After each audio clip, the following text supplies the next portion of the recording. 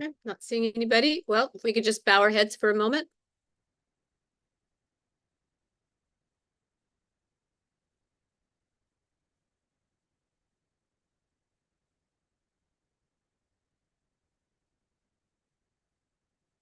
Thank you very much. Okay, we'll move on. Council, I didn't see anything on the email of any changes to the minutes for the organizational meeting or the town council meeting in July 10th. Does anybody have anything that they want to add now, or we can entertain a motion? I'm not seeing any hands.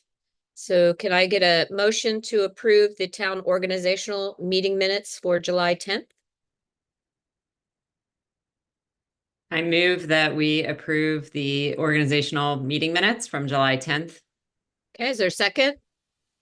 Second. I'll second. All those in favor? Aye. Aye. Okay, thank you. All right. Can I get a motion to approve the town council meeting minutes for July 10th? I move that we. Oh, good. Take it in. Let's get it done. I also move to approve the July 10th town council meeting minutes. Okay, is there a second? Second. All those in favor? Aye. Okay, thank you very much. Okay, we're gonna go on down to acknowledgement. Matt? Sure. Council, the town was awarded a community parks and playground grant from the state of Maryland in the amount of $177,801. These funds will be used at St. Paul Park. We're looking to expand the playground area between the existing play area and the swing set, and also include ADA accessible surfacing. We hope to have this project completed by the spring. We're going to put up some QR codes at the park as well, so residents can scan that and see the plans that we're looking to do in the spring. Okay. Connor, did you want to add on to that at all, or? No, I mean, I think it'll come to life when you see the images, but this is a great way for those who are familiar with the spot. We're going to get rid of the mulch, bring in an approved surface for both ADA and impact that will be at grade, so that both those with mobility devices and able-bodied children can all play together on the same playground. So I'm really excited that this project is coming together because we've been working on it for a little while. Can you clarify if the current playground equipment will also have the rubber, or? Yes, that is the plan, right, Matt? We're going to do it in phases. So we'll do the area by the swing sets and like the connective area to bring the swing set and the current playground together. But then there's another phase that would take all of that around the current play structure. And then a third phase would be adjusting the walking path slightly that's right in front of the current playground, and moving it so it doesn't bend behind the tree anymore, and so that it'll create a little crescent area where we could fit another ADA compliant play apparatus, which would be affectionately known as the pirate ship, that allows kids with mobility devices and other kids to all get onto this pirate ship apparatus that then can rock back and forth. Okay, when you say in phases, does that mean it'll be all done next year, or we go into another year? No, so the CPP grant will apply to phase 1, which is what we're looking at the spring. Phase 2 potentially could be within this fiscal year, and phase 3 is probably a fiscal year away. So, Okay. And the rubber material is similar to the sidewalk, correct? Correct, like the perky paved type material. Yep. Okay. Great. Anybody else have any questions? Anyone from the audience? Don't see any hands. Okay, thank you very much. And Matt, Connor, and Alex, I know you guys put a lot of effort into this. Thank you very much. Yep. Okay, B, Matt? So the town received the monetary contribution from Manor Senior Housing this past week. That is with regards to a settlement agreement between Manor Senior Housing and residents for an improved Kensington, which is accepted by the town through a resolution R-20-2023. This was with regards to the development project, Silver Creek Living on Knowles Avenue. Okay. Council, anybody have any questions? Anyone from the audience? Okay, not seeing any hands, so we will move on. C, Councilmember Engel, Alex and I have been working with MTA on a grant to potentially improve the crossing at the Kensington train station. And MTA has agreed to take the lead on a grant opportunity through the rail crossing elimination grant, which is due later this month. That is going to look at the above grade crossing between the north and south side at the MARC train station. In speaking with their director of planning, he has requested that we provide funds up to $15,000 in a potential matching grant if the grant is awarded. As I mentioned to Councilmember Engel, this evening we're just asking for a motion from the council to allow staff to potentially provide these funds up to $15,000. Obviously, we would need a resolution formally down the road, but if we could at least offer up to $15,000 in matching grants, if we were to receive this. Nate, do you want to tag on with any other information on that? Yeah, just thanks so much, Matt, for the description, and I'll try to be very, very short. Just that the this amount, whatever is ultimately determined, would probably be able to be budgeted for a future fiscal year, because it wouldn't need to be made available until next fiscal year at the earliest. But just to say that this is kudos to Matt and Alex helping to facilitate all of this, and also to the work stream and the pedestrian bicycling access and safety working group, now merged with mobility and traffic committee. The work stream that worked on this, I think, did a really good job in initiating the conversation. There were a couple more ideas that were presented in the overall concept paper that ultimately stimulated this discussion with MTA. But I know Matt and Alex have been having ongoing conversations with them, but connecting the dots, I think really the credit goes to that work stream. I did want to mention that we might want to, Matt, I didn't know if we wanted to seek a letter of support from any of our congressional reps or senators. I don't think a D18 letter would be as helpful in this case. Maybe it would, but it's a federal grant. And didn't know if you were already pursuing that. That's the only thing I wanted to say. Thanks. Yeah, Tracy. so Alex and I met with the grant writing team last week. They put together a list for us to kind of for letters of recommendation. So we're kind of working with them on that. So we'll send it out to the council so everyone can see it once we have those. And just to clarify, what we're asking staff-wise is the permission from the council to offer the $15,000. So we're not actually asking for the $15,000 tonight. We want to be able to formally go and tell MTA that the council is willing to provide up to $15,000 in matching. So, and the MTA would put in how much again? 30,000. So what Daryl told us on the last call is that they were going to up the number, but they weren't sure yet. Okay. As soon as the grant team passes that along, I'll let you know. So, okay. Great. And thanks again, Matt and Alex. I know this came at a very busy time around Labor Day planning also. Council, any concerns about the 15,000 amount of money for a decision resolution for later down the line, or any questions for Matt or Nate on this topic? I don't have concerns about the $15,000, but I'm wondering, can we just peek ahead a little bit at what this might make that crossing look like?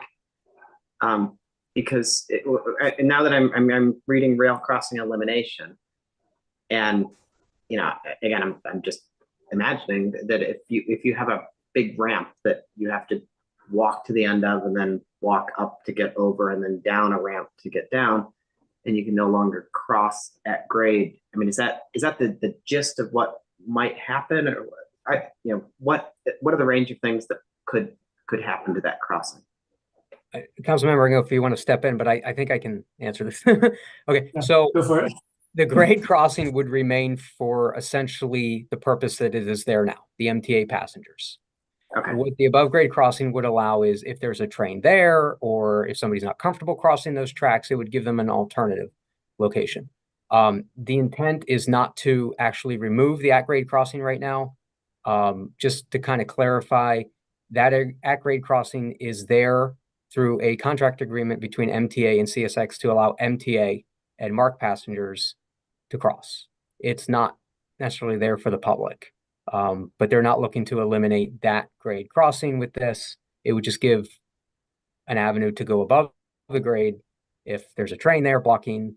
There is some discussions with MTA. They are aware that we do not own the properties on the north or the south, although we are looking at the property on the south, so they are aware of that. They told us that's not an issue at this point. They still want to move forward with the grant. So. Okay, thank you.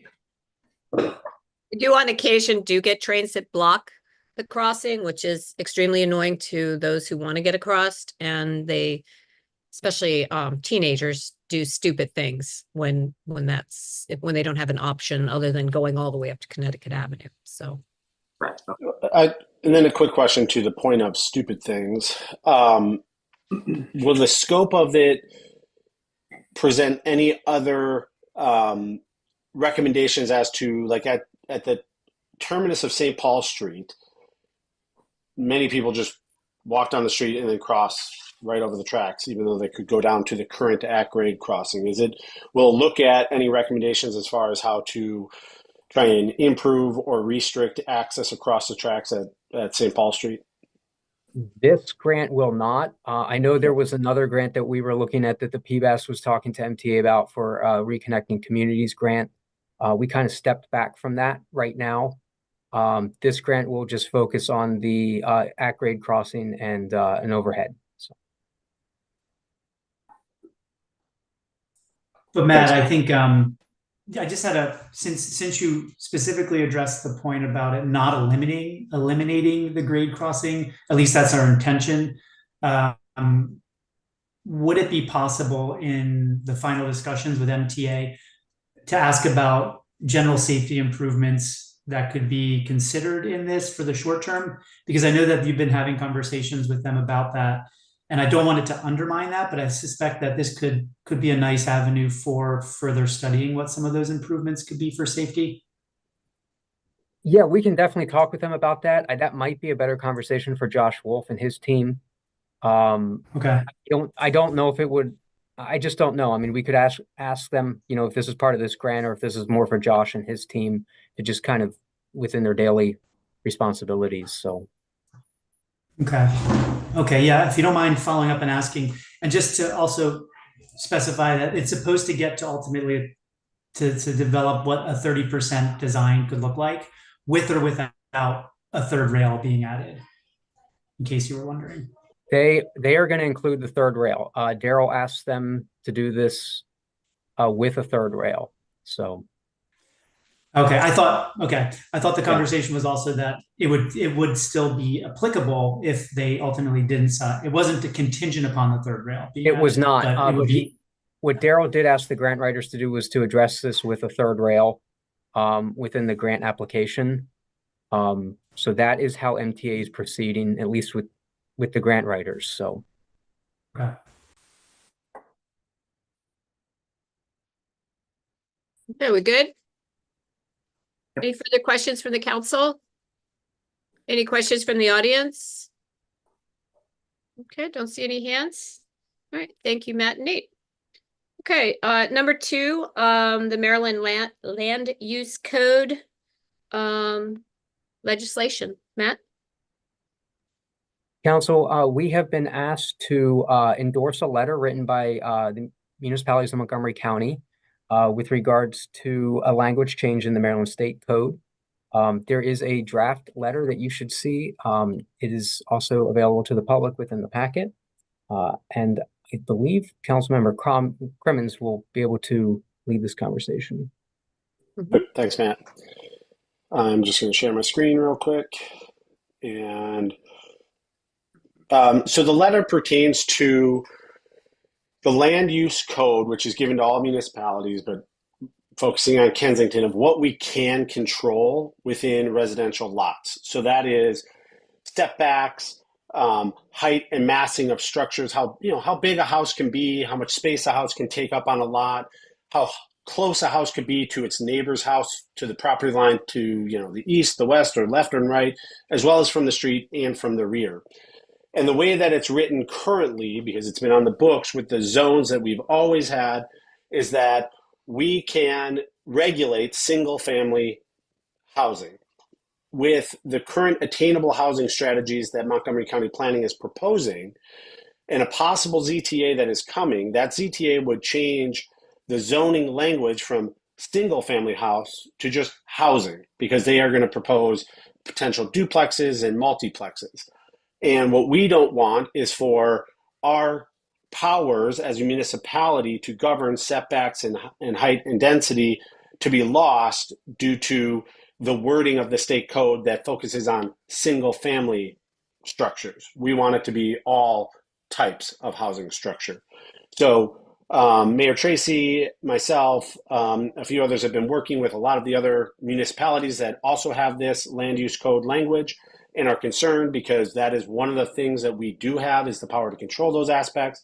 We don't want to lose it. And so we are drafting this joint letter to be signed by those municipalities to ask that the state code be modified to remove any reference to single family, so that when read and understood and applied, we would still have control over any residential housing, regardless of whether it is a single family structure, a duplex, or what they are calling multiplexes. So Connor, I was going to say, just for clarity, this does not affect the 7 municipalities in Montgomery County that have their own planning. So correct. This is only the 14 municipalities that don't. 2 of those 14 are special taxing districts. So one of which is Friendship Heights, which is nothing but multifamily housing. So so we're really tight. The 12 that signed this letter are the ones that would be most affected by, any change. Correct. And namely among them, the town of Kensington. Yes. So, we've worked very hard. I think what you're going to hear from the mayor in a moment is a recommendation that we sign on to this letter. I am highly supportive of it. All of these municipalities have worked very, very hard with our town attorney and their other town attorneys to craft language that there's no attempt here to impede on possible changes to zoning that the county is looking at for attainable housing. It's to protect our rights to continue to manage setbacks, height, density, and the other housing codes that we are afforded under state law. Thank you, Connor. Council, do you have any questions about the amendment? I know it's a little bit longer than it had been previously. The one we passed out, I think 2 months ago. Part of it is our legal, both our town attorneys, Ron Bolt and Sue Ellen Ferguson, who represents us, wanted to add their legalese and they did a great job. So.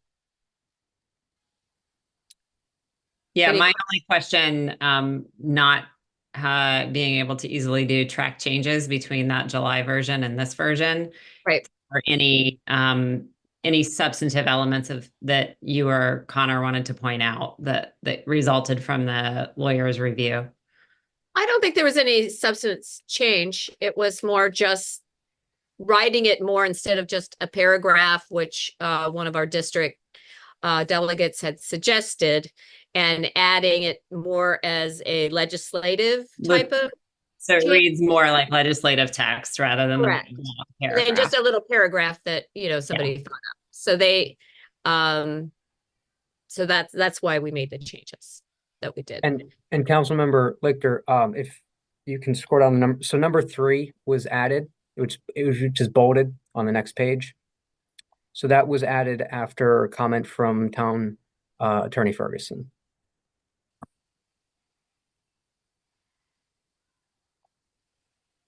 You said the way it was before, and Connor, you can correct me, that there was too much ambiguity. It was not really clear and hard to read and exactly what. Is that how you remember that? Yeah, I'm making sure I'm not on mute. Yes. Yes, that is how I remember it. The way it was written before, the number 3, what we were trying to ensure is that we can be we can apply our state code the same to a multi-unit housing structure as we would a residential structure. And the point being that there was concern that what the municipalities, the way it was worded, the ambiguity, that were we trying to find a way to be more restrictive on multi-unit housing, less restrictive on single family, so that as a preventative measure to make it more difficult and the threshold higher for multi-unit housing. And that was not the intent of the municipalities. So number 3 was to clear that up with our legislative partners and the attorneys, so that the way it reads is we just want to be able to apply the same standard to any housing structure, regardless of the number of units. Okay, thank you. That's helpful.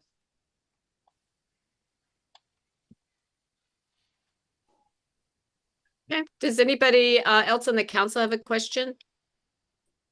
I guess maybe this would just affect how we drafted things in the future. But, for number 3 that we added, if we were to decide that a quadruplex building with 4 families in it was going to have, 3 times as much parking demand, and we wanted to make sure there was adequate off-street parking, would that prohibit our flexibility to do that? Because now suddenly we can't. We have to regulate with respect to, without respect to how many residences are in that building.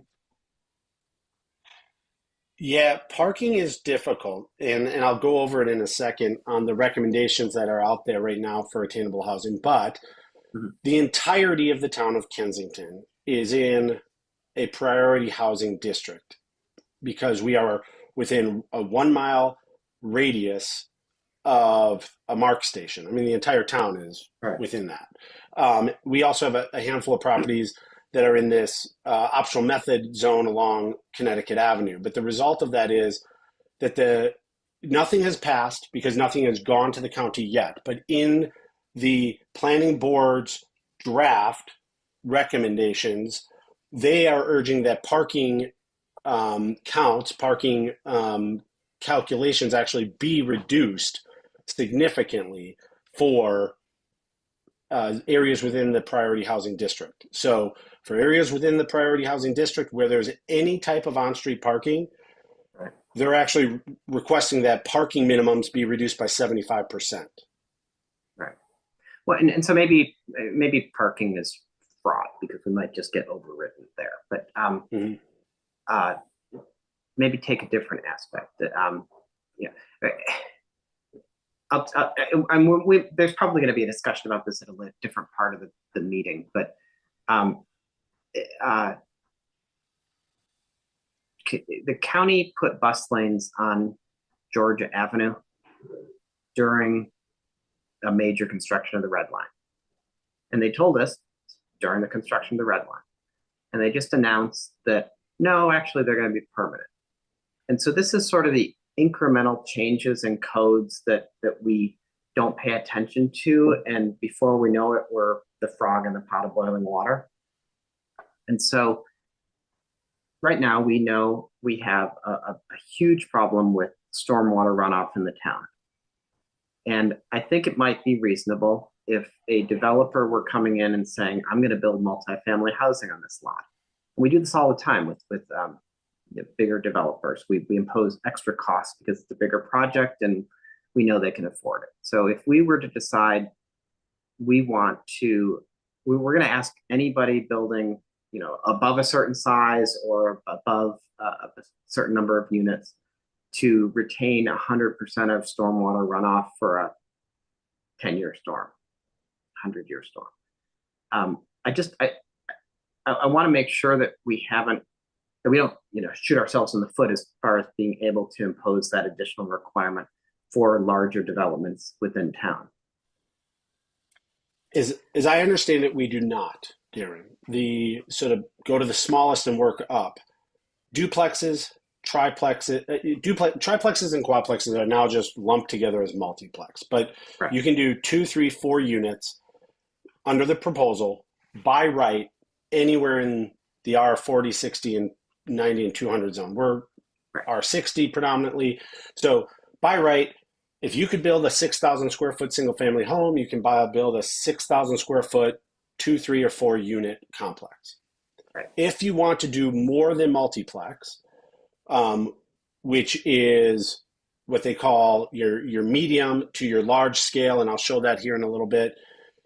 To get medium scale, you have to be in these growth corridors. Connecticut Avenue is one of them. So there's a handful of properties that this would apply to, but it's still under optional method. And by optional method, that would come back and there would be a public process, and those type of additional requirements, as you were talking about, would go through our DRB, and we could ask to have those. Right. Anything that's large scale would have to go through a full sector plan process, the traditional planning process. And I get that and appreciate it. I guess I'm looking ahead to what the council and planning board are proposing now versus what I can imagine them proposing when what they pass now doesn't for the kind of growth that they're hoping for. And so I would just like to figure out a way that if that were to happen, we aren't tagging along for the ride automatically without being given the right to say, wait a minute, we signed on to this initial deal. We're not on board with this expansion. I'm not sure how this technical amendment makes a difference in that. I mean, we're not signing on to anything. We are, I will almost say, forced to do it. Right. Well, no, and I don't want to give up the right to regulate all types of housing simply because the code says single family residential. That okay. I'm perfectly comfortable with doing that.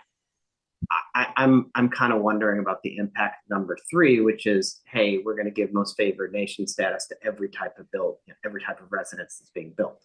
I think the reason why that was added, and that was at the recommendation of our District 18, is because it would not pass otherwise. Mm-hmm. So they want us. But it also sign on to. Sorry. Oh, sorry. Go ahead. Sorry. No. I see Darren's point because it does say it. It cannot be. It can only be less restrictive. So I think the point is that we would ultimately not be able to go through our DRB and make recommendations that would be more restrictive for these types of units.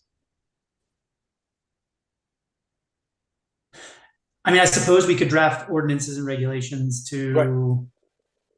So that would be applicable to all residential homes or all residential properties. Yeah, as more restrictive. The discussion around point 3 is that not all of these different municipalities have different individual codes of ordinances. So our setbacks might be slightly different than Garrett Park or Chevy Chase View or Town of Chevy Chase, but we each have the land use code provided to us, so long as we manage our code. So what the discussion around number 3 is we would still get the right to regulate all the things we've always regulated, the things under number 2. And a structure is a structure is a structure, so we can be as restrictive as we've always been, regardless of the number of units. But it is permitting that a municipality that wishes to could be less restrictive if they wanted to, as a way to either encourage or make a multi-unit development feasible.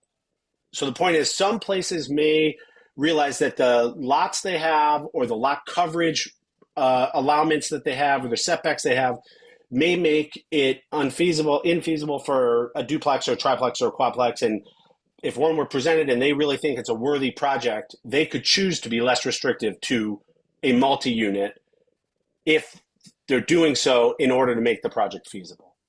So and just to carry forward on that thought, if a different town that is thinking about signing this were to say, we like Tacoma Park, we'll say, is unhappy that multifamily is not being built, and let's just pretend that they have 10-foot side yard setbacks, they could say, for multifamily housing, we will reduce the setback to 5 feet.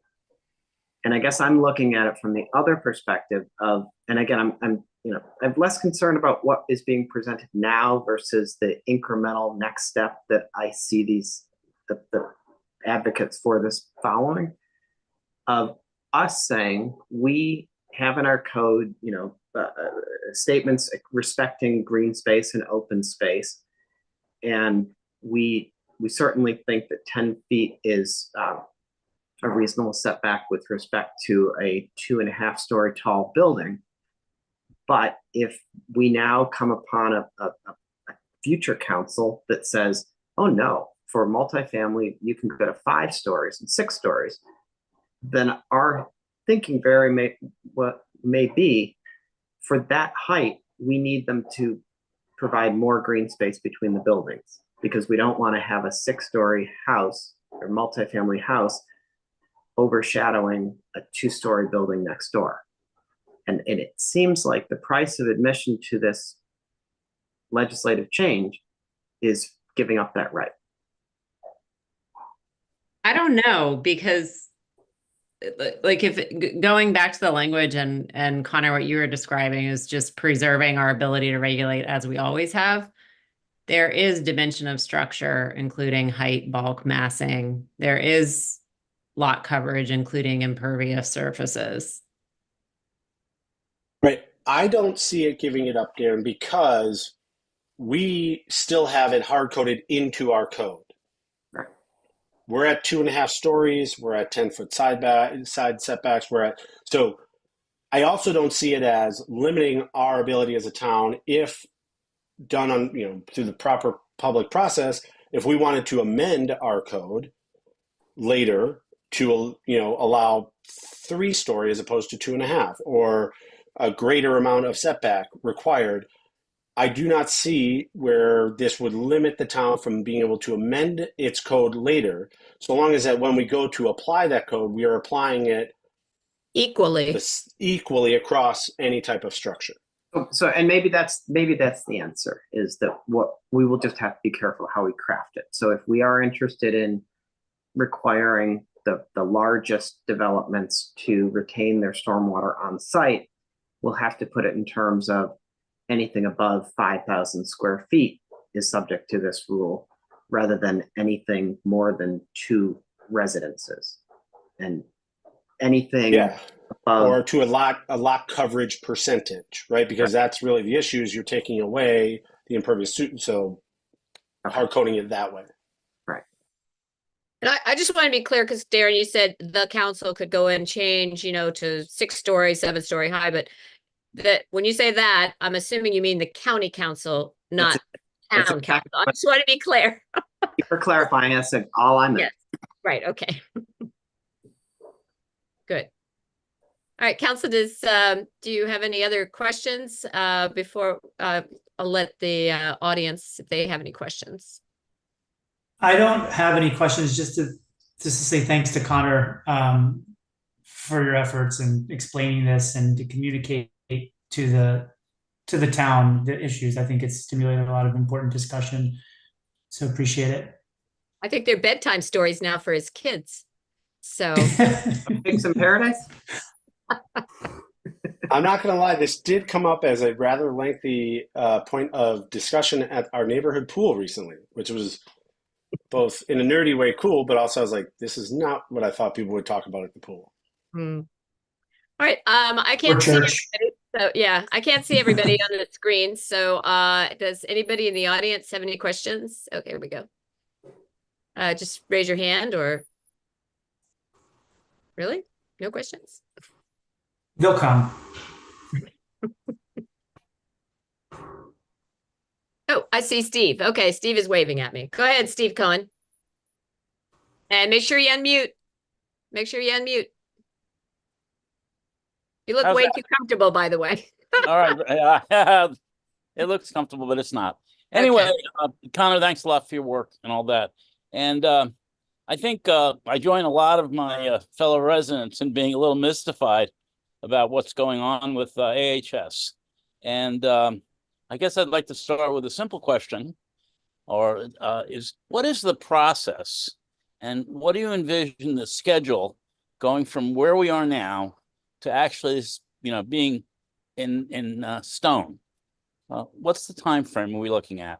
And add to that the pattern book But first, the first question. Sure. There's a lot there that I can talk about. I'm going to go back to sharing my screen again, just because I brought all this up in preparation. So I'll take the second.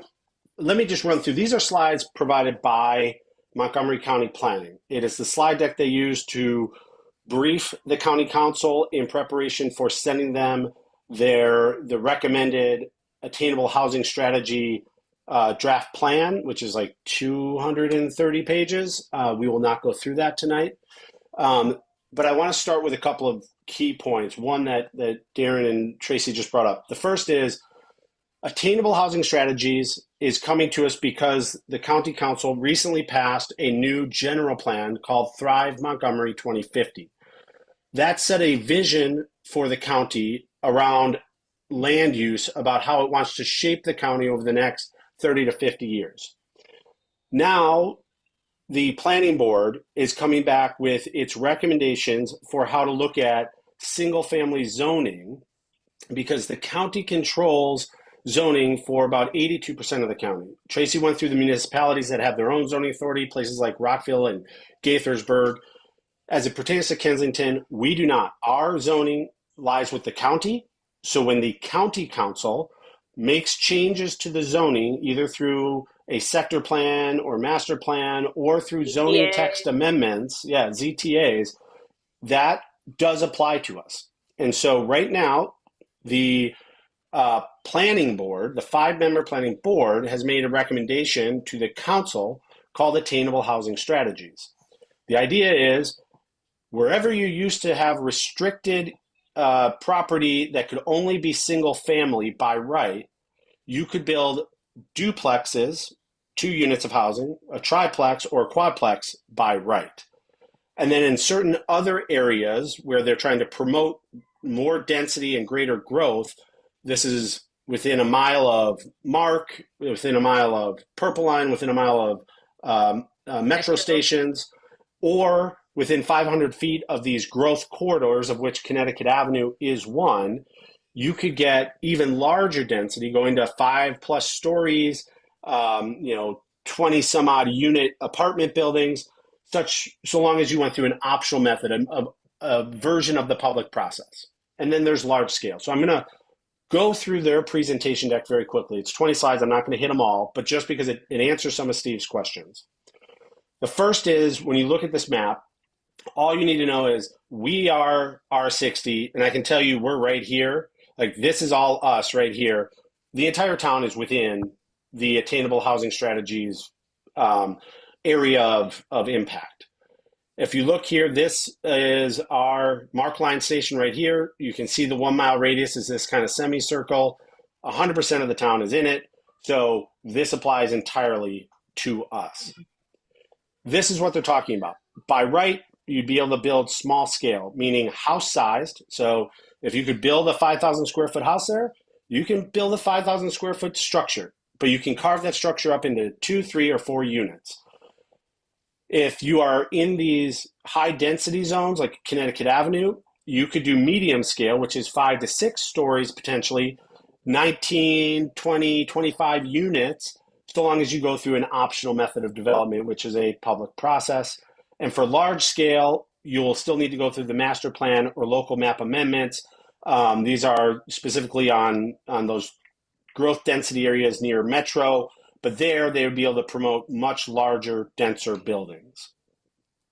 So small scale is what we're talking about for about 95% of the town, with the exception of a handful of properties along Connecticut and a few on University Avenue at the Connecticut split.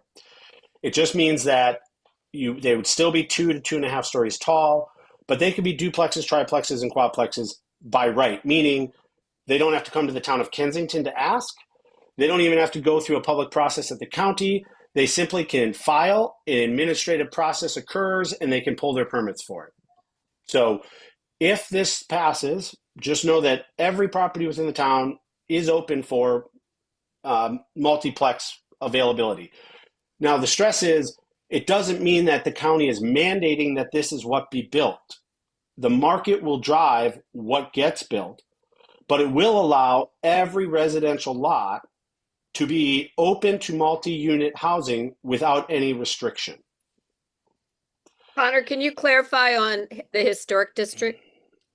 So the historic district, as I understand it, and the historic properties themselves are still going to be regulated by the additional constraints that historic properties have, but there is no constraint over the interior of a historic property.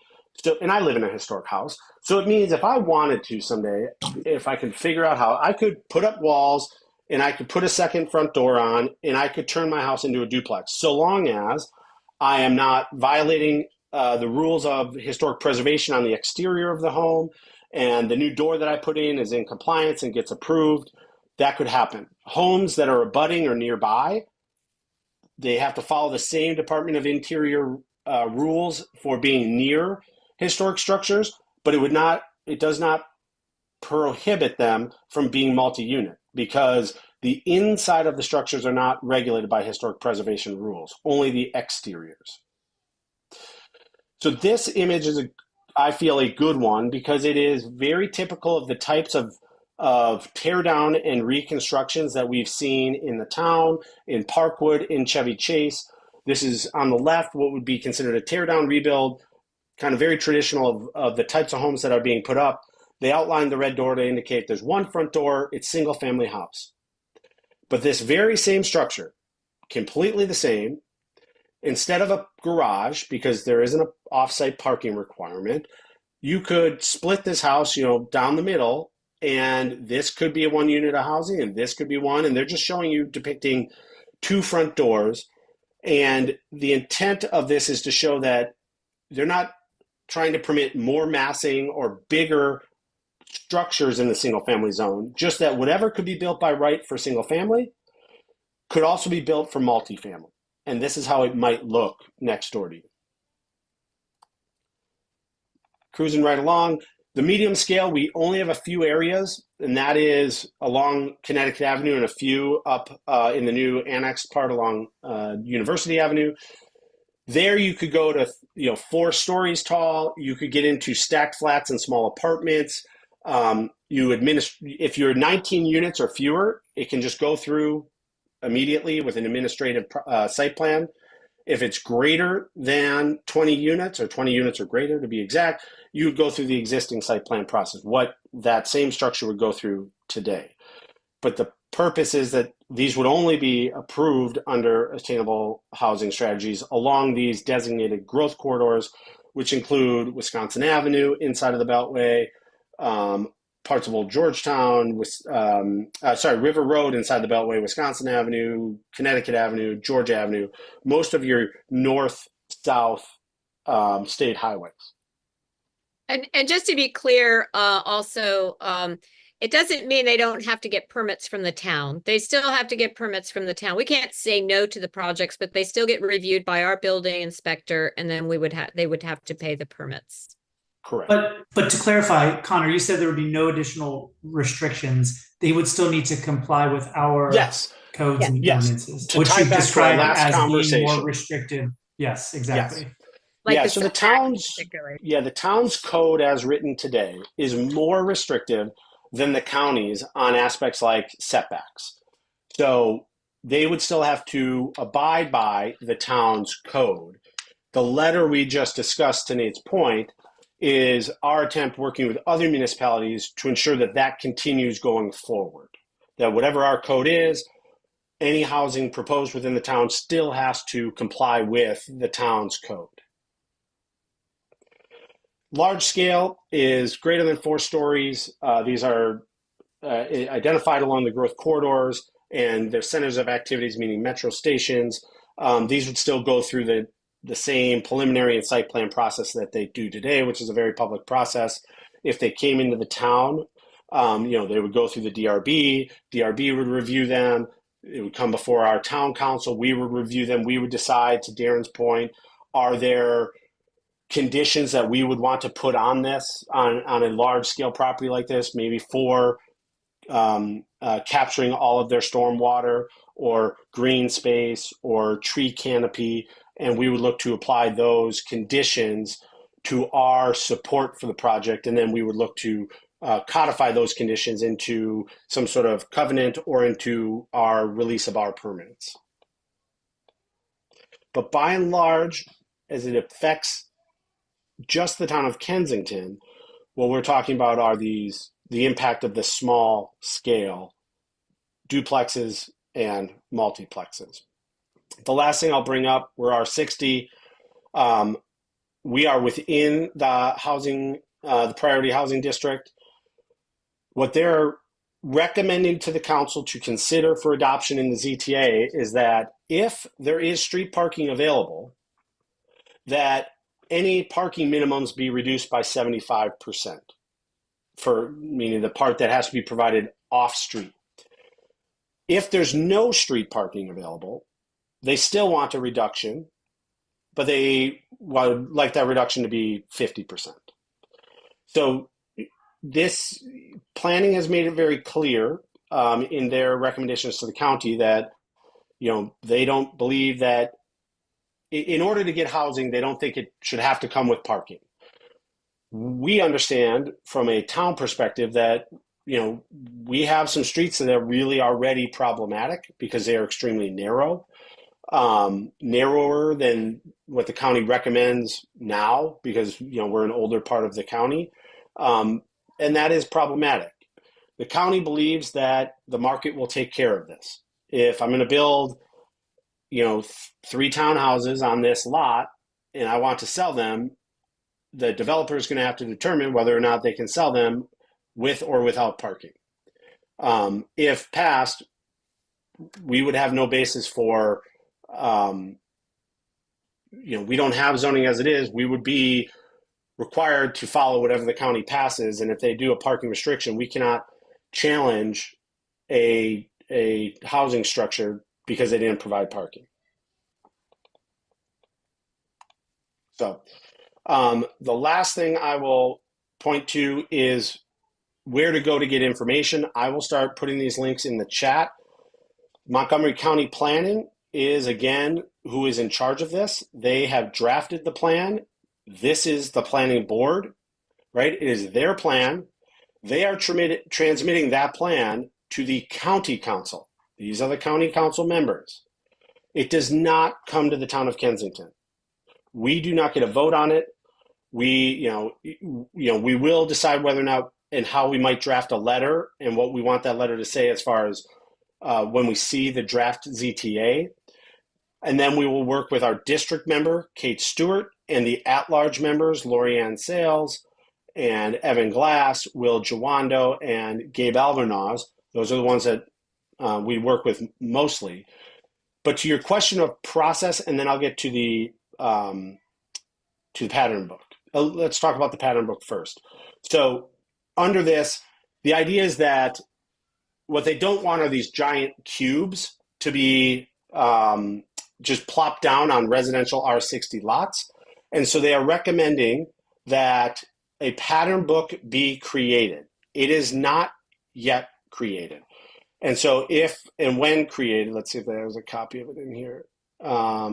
Here's an idea of like what the pattern book would do is show by pictures what would be allowed by right and what would not. So it will depict where parking should be and what the massing and size and overall lot coverage should be and what kind of what they call neighborly house details should be applied. The idea is that there are structures they are trying to promote and there are structures that they have no interest in having within the town. So the process is that right now there's a series of listening sessions that are happening. I think I've got that up here. I think it's this one. Here's the schedule. They start tomorrow at 7 to 9 p.m. This is the one that the first 5 are all in person. The last one is on Zoom. So Silver Spring Rec Center is tomorrow, followed by Wheaton, White Oak, Germantown, and then Bethesda Chevy Chase Regional Services Center. If you are interested in attending, they ask that you register first. There is a link to sign up to attend a listening session. The listening session will be Andrew Friedson, who is the current county council president and also the chair of the housing committee, as well as the planning director, the staff director for Montgomery Planning, Jason Sartori. They will be there to listen to concerns and things that people like and to take notes. After these listening sessions have concluded, the last one being the Zoom one on October 2nd, then they can work on transmitting the draft plan to the Planning, Housing, and Parks Committee, what's known as PHP, and PHP would begin reviewing it. Again, Andrew Friedson is the chair, Natalie Fanning Gonzalez and Will Jawando are the other two committee members. From there, it is understood that the county is recommending using a zoning text amendment, which is a more streamlined way to accomplish this than doing a full sector plan or master plan process for zoning. And so they would draft the zoning text amendment. They would send it through PHP. The PHP can review it, and then it would go to the entire council at large for discussion. It would get scheduled on an agenda. But at that point, once they've had public discussion on it, and then they come back to another meeting, they can pass it. So I say that only to say this. I think some people might have the idea that oh, well, this is going to be a long, drawn-out process. It does not need to be if they use the ZTA process, which is entirely what we understand they are doing. They still have to draft the ZTA, and that has to be sent out publicly. As I understand from reading the draft recommendations, it will come with a pattern book, and the pattern book is not yet being released, so it is still being drafted. And the ZTA would, if they're requiring the pattern book, would reference the pattern book. So both the ZTA and the pattern book would need to be completed in order to be reviewed by PHP as well as the council. But those things can all be, it's likely that those things are probably being worked on right now concurrently. So it is expected that the first draft of the ZTA would reach PHP this fall. I would anticipate probably in the next 2 months. I think the draft, if I had to bet, I would put money that it's probably out before Thanksgiving. So what can you do is something that we've been hearing. We mentioned the listening sessions. If you want to know more and hear from planning and council or give them your feedback, please attend a public listening session. I've talked with Jeff Griffiths over at Parkwood. They are working on a Zoom session. Hopefully, they're working with Council President Andrew Friedson to talk about this. They're looking at possibly, last I heard, October 7th.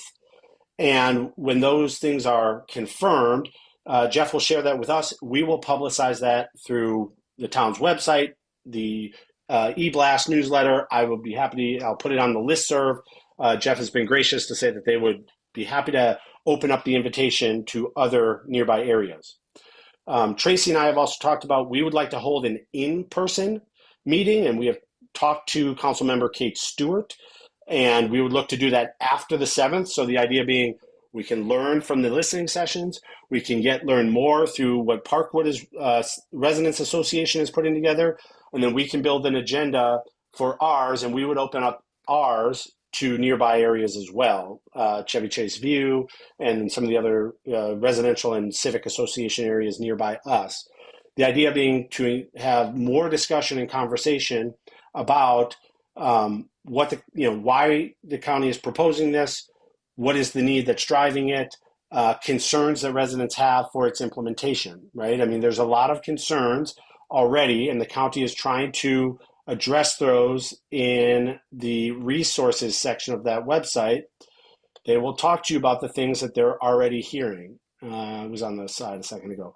Some of those include stormwater management, tree canopy, parking, and so they're working to put out information about how attainable strategies addresses all of those. But I'm going to pause and see if there's any questions, because I know that's quite a bit so far. Well, I just want to bring up too that I know on the list there was somebody that said, we need to opt out. That's not an option. We can't. It is not. So, and not only can we not opt out, whatever passes at the county, we are required to follow. We are trying to work to secure the controls we have under our code. The other thing, though, is on the listserv, we want you to vote against it. The town council does not have a vote. our weight in this is to engage with our county council partners and discuss it with them, trying to create more public awareness and bring it into the community so that our residents can hear and email and communicate with their county council members. And then at such time as the ZTA comes out, if we have specific concerns, we would discuss them in a town council meeting and potentially draft a letter that we would transmit to the county council. And more than likely, we will do that on our town's behalf, but it is so important that each individual town resident reach out to their county council. We're county council residents. They need to hear from us, not just Town of Kensington, elected officials, but they need to hear from our residents individually. So that's why it's important to educate yourselves. Steve, you already had a question. You got one more quickie? Oh, yeah, sorry. It's a comment is that the residents and the people in the county need to amass political force. You're doing what you can do under your process, but I think this requires a much more grassroots, individual, sheer political force to really get the attention of the county council. And I think we can operate. Now, I don't know if anybody's done this, but it seems to me that's what it requires at this point. I really don't expect you to say anything about this, but for the folks that are listening, I think that's really where the center of gravity needs to be in order to get the county council's attention. Well, I do think, Steve, that they're on this call. There are probably people that are looking for this opportunity. So the council has not taken any position either way. We just want to make sure right at this moment that we get educated as well, but we also that we protect the town by still having these ability to regulate what we currently have for multifamily, not just single family. I understand. So that is our goal today. That is what we're working on today. We're not taking any stance either way. I know our county executive, Connor and I were both on his call last week. He's against this, totally against it, because he wants affordable housing. He's not interested in attainable housing. So, attainable housing, you're probably in this neighborhood, you're still looking at probably an $800,000 multi-unit. So it's not, people should not feel like this is going to somehow lower our property values. That's just allowing somebody who can't afford $1 million house to buy an $800,000 house. All right, thank you. Yeah, Tracy, if I could, that's a really good point to bring up what the county executive's position is that their attainable housing does not address affordable housing, meaning finding a way to produce housing that can be made available to people who are making a certain income level or lower, right? The people who are most in need, who are unable to afford housing in the county, this does not directly address it. The thought process is that, if we take this house, and let's say wherever this house resides in the county, it's worth $1.6 million on the market. If we carve it up and we provide 2 units of housing, and so long as those units of housing individually are both less than $1.6 million, that meets the definition of attainable. They're less than market rate. But they're also less because they are smaller square footage wise. But it could mean the example that the county executive gave on our call was a $1.8 million property in Bethesda that was purchased that looked very similar to this, was torn down and replaced by 3 townhomes. Each of the 3 townhomes is $3.6 million individually, meaning the total real estate is $10 million. That's part of why he has a problem with attainable housing is it is not protecting naturally occurring affordable housing. In fact, it makes much of the naturally occurring affordable housing targets for redevelopment, but it also has no mechanisms to provide affordable housing. Thank you, Connor. Okay, it is 7:30. We're going to open this up to questions. We're going to give it about 15 minutes. I don't mind extending it a little bit, but please keep your questions short and to the point so we can keep it moving. Okay. Gillis? I'm Yeah. sorry. Yeah, go ahead. Good. Can you hear me? Yep. Very good. Several years ago, the county very nicely came in and told us that we had to have a town center next to the train station. Is that town center still on the books? How many units of housing would that be? And when combined with this new attainable housing project, how do you foresee Kensington would look after both those things are are working and in place? I'll let Connor answer that because he was in on the sector plan really deeply, but it seems like they've moved on from our sector plan because when they do a ZTA it cancels out whatever was in our sector plan. Right. So Connor. Kensington's sector plan was drafted and adopted in 2012. So it's 12 years old, and we have accomplished essentially 2 new housing buildings. So it's there, the density is there, it's just not being redeveloped. And that's not uncommon for areas in what we call down county because the land is very expensive, first of all. And if you actually look at the plats in our town center, we've got a very interesting mix of a lot of very small plats that you need to aggregate together. And we don't have a lot of property owners who are willing to pull together 6, 7 different properties to make the size you need to build that style of building. So that's part of why we haven't seen the density that our sector plan could bring. That's also part and parcel, call it, this is the other side of the coin for what attainable housing is saying is, well, we really haven't built the units of housing in the higher density areas that we thought. So why don't we open up the single family parts of the county to additional housing? And so the argument is it doesn't increase the density of the housing, it just increases the number of units. But now we can sprinkle it throughout the county. There are criticisms and there's reasons that are supported for this and there are criticisms to it. The criticisms are, wait a second, I thought what we were trying to do is create higher density around metro stations and around where we want to place bus rapid transit. And if we're sprinkling this across all of the R40, 60, 90, and 200 zones, then we are not concentrating housing density in those areas. And that's true. Now you can be putting, houses, in White Oak and in Wheaton and in Kensington and in Poolesville. And that doesn't necessarily lead to people taking mass transit. So to answer the last part, what are they trying to do here? They're still trying to promote ways to incentivize the development in these high density areas, the growth corridors, and the areas around transit. According to the county executive meeting that we were on, there's tens of thousands of units that have already gone through the public site plan process and are approved, but are not being developed. And when he asked developers why, what was provided is that rents aren't high enough yet.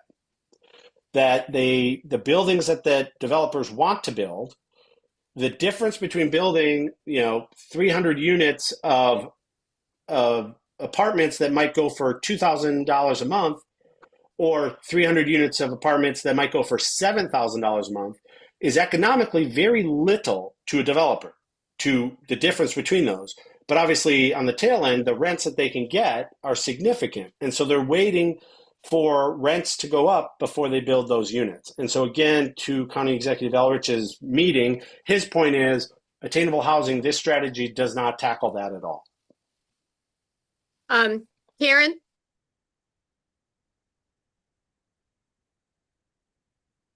Yes, thank you. These are very complicated questions and issues, and I'm very thankful that the town is taking the time to provide more information and discussion about them. When you were, and you kind of alluded this a little bit, we have the sector plan. It seems to me that this attainable housing strategy kind of tears off of Montgomery Thrive, the Thrive 2050 document that I think was passed the year before.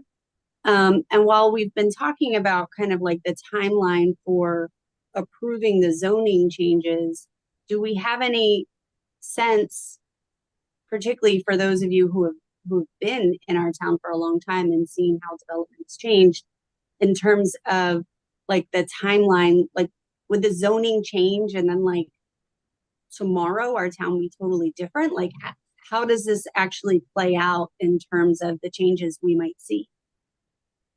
We don't know. Yeah, We don't there know. is no way of knowing. Yeah, we don't know, but I'll give you some of my thoughts. The first is the zoning. First, the zoning text needs to be amended. And as I mentioned before, it's expected that the draft will come to the county council this fall. If they choose to move as quickly as they are permitted to move, they could be voting on it before the end of this council, which is December. And I don't know if there's any appetite to do that because they change leadership in January, but they could move that quickly. Now, to Steve's point, if they hear from a large population of residents that, hey, this is just moving too fast, maybe they change that timetable. Once it's voted on, the other thing they have to talk about is what is the implementation timetable? They could set it as quickly as, I think, 30 days, meaning from the day it passes at the council, the zoning text could go into effect 30 days later. They can opt to choose any date after that, but if they choose to call this emergency, they could do it in as few as 30 days. So the point is this could really go from draft text to county council review to vote to implementation in 5, 6, 7 months or less. 5, 6 months. It is possible. Then what happens? Well, then these things are simply permitted by right. They're not being required. So if there's a lot next to you or your neighbor decides to, sell their house to a developer who wants to tear it down and build something new, they're not being required to provide duplexes, triplexes, or quadplexes. They simply have the option to do it. And so this is the reason why we don't know how quickly might this change the fabric of a town like Kensington, because part of that is going to be what does the market, how does the market drive that? If people aren't interested in buying townhouses in Kensington, they're not going to build them because they won't be able to sell them. But if there is a market for it and people want to buy a 2,500 square foot townhouse in a 5,000 square foot structure, and they're going to have a neighbor next door to them and it's just a side by side and that market is there and it's priced where the market will transact it, then yeah, you may start to see these. It's kind of similar. I mean, it's a bigger change, but when the attached dwelling units were now, more easily embraced by the county council, that we saw a small number of them being built. It's probably a handful. Matt, would you say about maybe 5 or 6 within the town? Yeah, I think that's fair. Yeah. Yeah. Yeah, I was thinking that in a sense this is similar to that. And there are all sorts of bizarre little constraints that I think Kensington has, say, than other areas that are within a 1-mile radius of one of these marker metro stations that, the market's going to react to. It's not necessarily, while we love our walkable town, it's not necessarily walkable to getting to your job or something like that.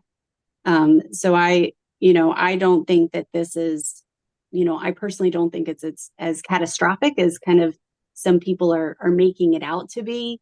And for me, when I look at the changes that were even just being encouraged by the sector plan, we didn't really see that. And that would have been interesting, right? That would have been, I don't know, something to look forward to. And so for me, the question is, more so how can Kensington, whether it's, this or other plans or sector plans,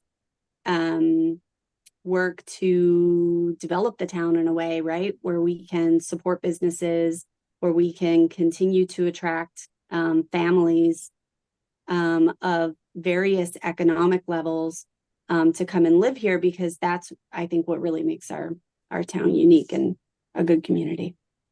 Thank you, Karen. I agree. Joe?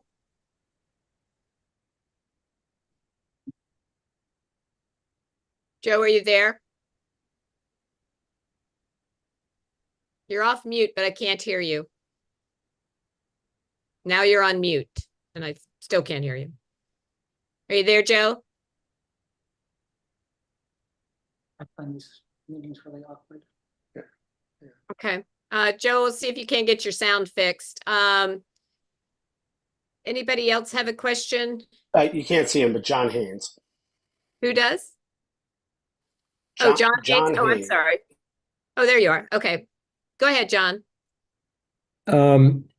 The construction of expensive units, either, 2 or 3 expensive townhouses on a lot, I'm thinking of the house that just had an open house Sunday at Saul Road and Kensington Parkway, where they tore down the house and put up a $2+ million big box. Pretty ugly. But anyway, the idea that we're going to achieve some sort of easier access for people that don't make multi-hundreds of thousands of dollars of annual income through this scenario seems to be contrary to what is happening when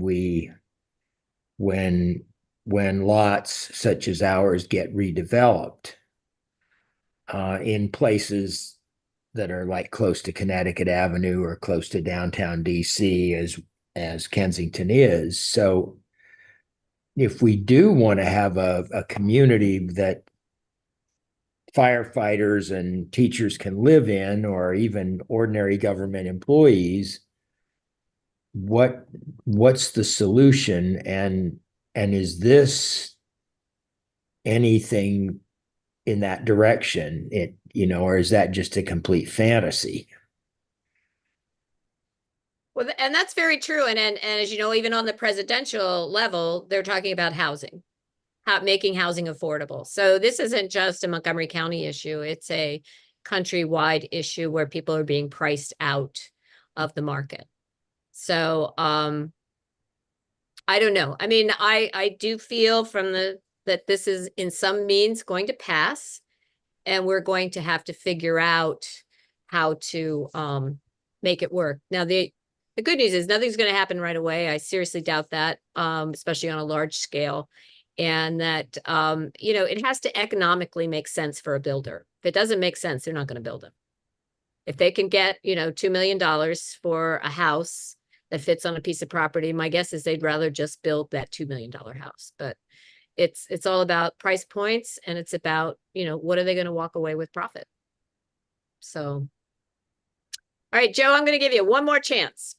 Are you there?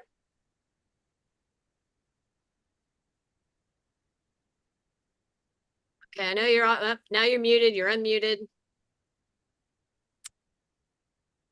Okay, well.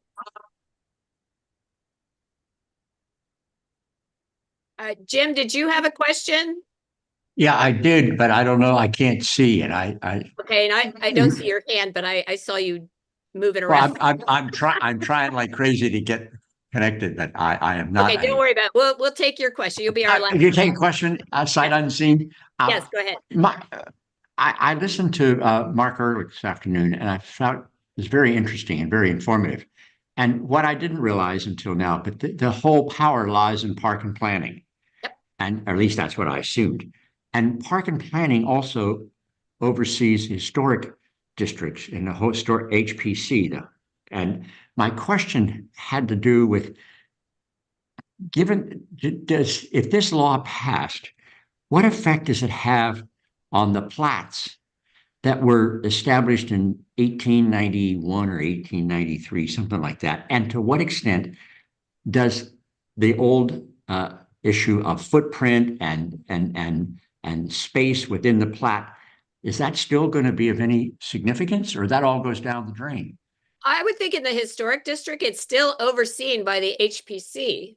So, well, but they're part, but Mayor Tracy, they're overseen by park and planning. Well, they're also overseen by the Maryland Historic Trust too. I think they're exactly, and the federals as well. Yeah. So Jim, what I understand is historic preservation would still apply to the outward appearance of the historic property.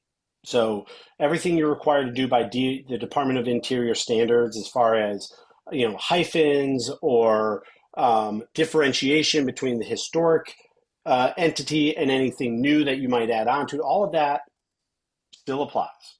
However, whatever the DOI standards, as you probably know, and I know because I did an addition on my home, which is in the historic district, it does not pertain to anything inside the house. They cannot tell you where to put your kitchen. They can't tell you where to put your bathroom, or even how many you necessarily have, so long as the outside conforms to the historic preservation rules.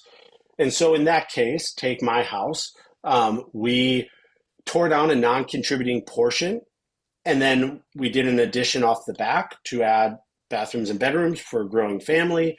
But I could have done the exact same thing and had it approved and carved it into 2 units. One that you access off the driveway through a quote front door, and one off the original front door. And so long as those doors and everything else conform to the Department of Interior standards and were approved by HPC, the fact that I carve it up into 2 units of housing, as I understand it, HPC cannot deny that. Well, can I respond? Yeah, absolutely. You're absolutely, I mean, I understand that, but you still had to run that past and get it approved by the historic group. And if they had said no, you'd had to, you'd had to modify whatever you're proposing. I want to use the same example, and not that I plan to, but in other words, if I wanted to take my garage, tear it down, and put up a unit back there for, a 1-bedroom apartment for that would fit within the what I mean, I can't imagine that the HPC would ever allow that. You can have an accessory dwelling unit in the historic district. Historic district. No, but it has to fit within a certain footprint. I mean, well, I understand, but you could Yes. make it an apartment. You've got one 2 doors down from you, 3 doors down from you. Well, but they have, sorry. And so, Jim, I think we're saying the same thing. If it's permitted under HPC rules now, right? Like, so long as they rebuild it on the same footprint that your garage is on currently, then it's totally permissible. They can't tell you, well, wait, you're putting another unit of housing in there? It's already allowable by accessory dwelling units. It's just, they couldn't build another 3,000 square foot home back there.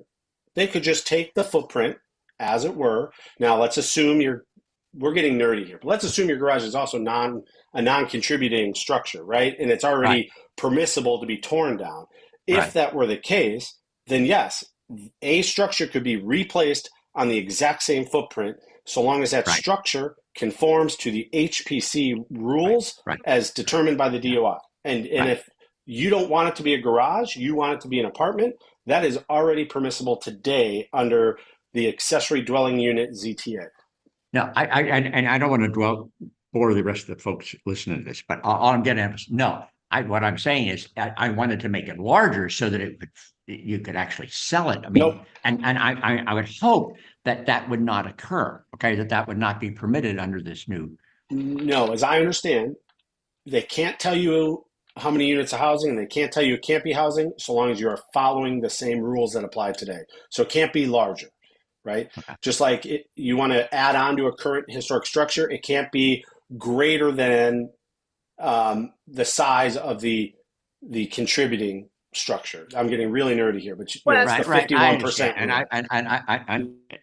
I was just concerned about the park and planning had oversight potentially over this particular proposal, as well as the HPC, and what extent they could somehow change. I don't think so. And I do want to move on here, Jim. Yeah, sure. Great. But thank you for your question. Okay, Joe, I'm going to give you one more chance to see if we can. Yeah, thanks, Mayor Furman. How's that? That's fine. Can hear you. Yeah, 4.5 years and we finally figure out how to do this, right? Yeah. I have 2 questions. Really, they're very, very brief and oriented toward clarification. One is that the town of Kensington is in the AHS area only because of the MARC station. Is that correct? And Connecticut Avenue. Well, yeah, the Connecticut Avenue part, but Well, if not yes for and the no. MARC station, if not for the No. MARC station, then this would not be applicable to the town of Kensington. Is that right? No, No, it that is would. not correct. Yeah, we are absolutely within it because our residential lots are R60. That's why we're in it. Okay. What you're talking about is that we are in the priority housing district. So the priority housing district is those areas within 1 mile of mass transit centers. And in the priority housing district, things can be done. You have the ability for the medium size attainable housing. And then on the growth corridor, Connecticut Avenue, you have the ability for the large size attainable housing. So we were going to be in this no matter what. It's just that all three, small, medium, and large, apply to different parts of the town because of the MARC station and Connecticut Avenue. Okay. Well, Next question. yes, has to do with Connor Crimmins' essay in the latest Kensington Around Town. The very last sentence says that the county has emphasized that this would be an incremental approach with new housing types likely initially comprising a small percentage of Montgomery County's overall housing stock.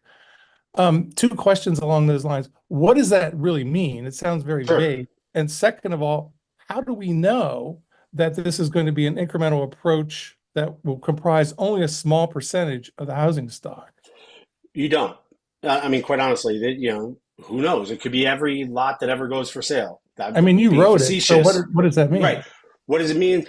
If you read the 230 pages, there is a footnote within there by planning staff that says, and I'm going off memory, but along the lines of, it is their estimates that this will produce no more than or roughly 200 units of housing per year.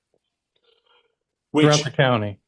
Throughout the county. So what I'm trying to do is go down the middle and just provide information, right? We're not trying to say we're pro or against. I'm providing both sides.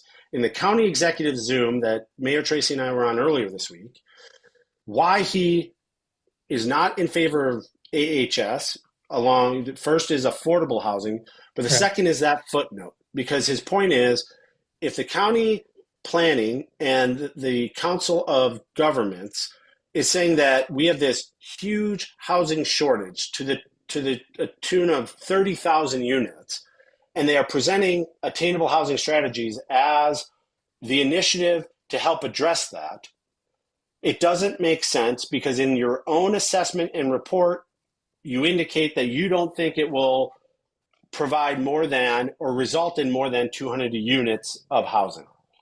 A year. Why?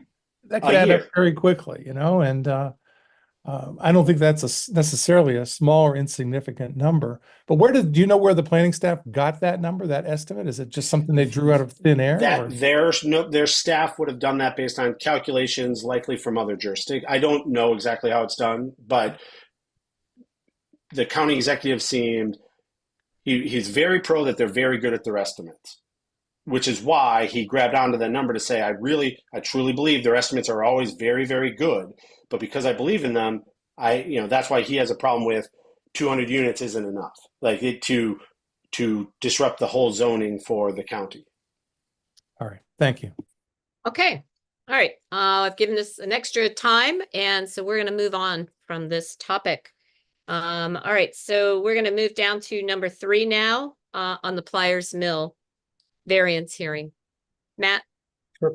Council, before you this evening is a variance hearing request for 3417 Pliers Mill Road. The resident, Rachel Leffler, is on the call. They are requesting to replace an existing 6-foot cedar fence with a 6-foot vinyl fence, which would be encroaching upon the front plane of the property, which is why it's requiring a variance. Typically, our code only allows a 4-foot fence within the front plane. This would be a 6-foot fence. You received information with the plat and the Leffler's statement of justification, and you also received a recommendation from the town staff. Ms. Leffler, if you'd like to provide any additional information. Yes, thank you. I think my husband Jason is going to. Yeah, thank you. Thank you all. We'll try to keep it as spicy as the previous conversation. But essentially, we're just here to say the reason we want to do this plan is, well, we're longtime residents of the town of Kensington, not super long, but since 2011. So we're truly invested. We think we're good stewards of the community, and we really just want to make an improvement to our property that is just a replacement of something that's already there, something that's existing. We just want to change the materials, and we think it'll improve the look of the property, and it will also enhance the neighborhood. As I mentioned, we want to replace the materials. We don't want to increase the footprint of the current fence. The current privacy fence that's there. The current one is made of cedar wood, and I think it was installed in 2012. So over the years, it's experienced some rotting, some damage. Some of the wood is warping, and really it just needs to. It's starting to look dilapidated, and we're looking to move to a vinyl material. Like I said, we're not coming any closer to the road than it already is, to Pliers Mill than it already is. We're not extending the footprint at all. So we want to move to the better quality material so that we can not have to replace it every few years like you have to do with wood. I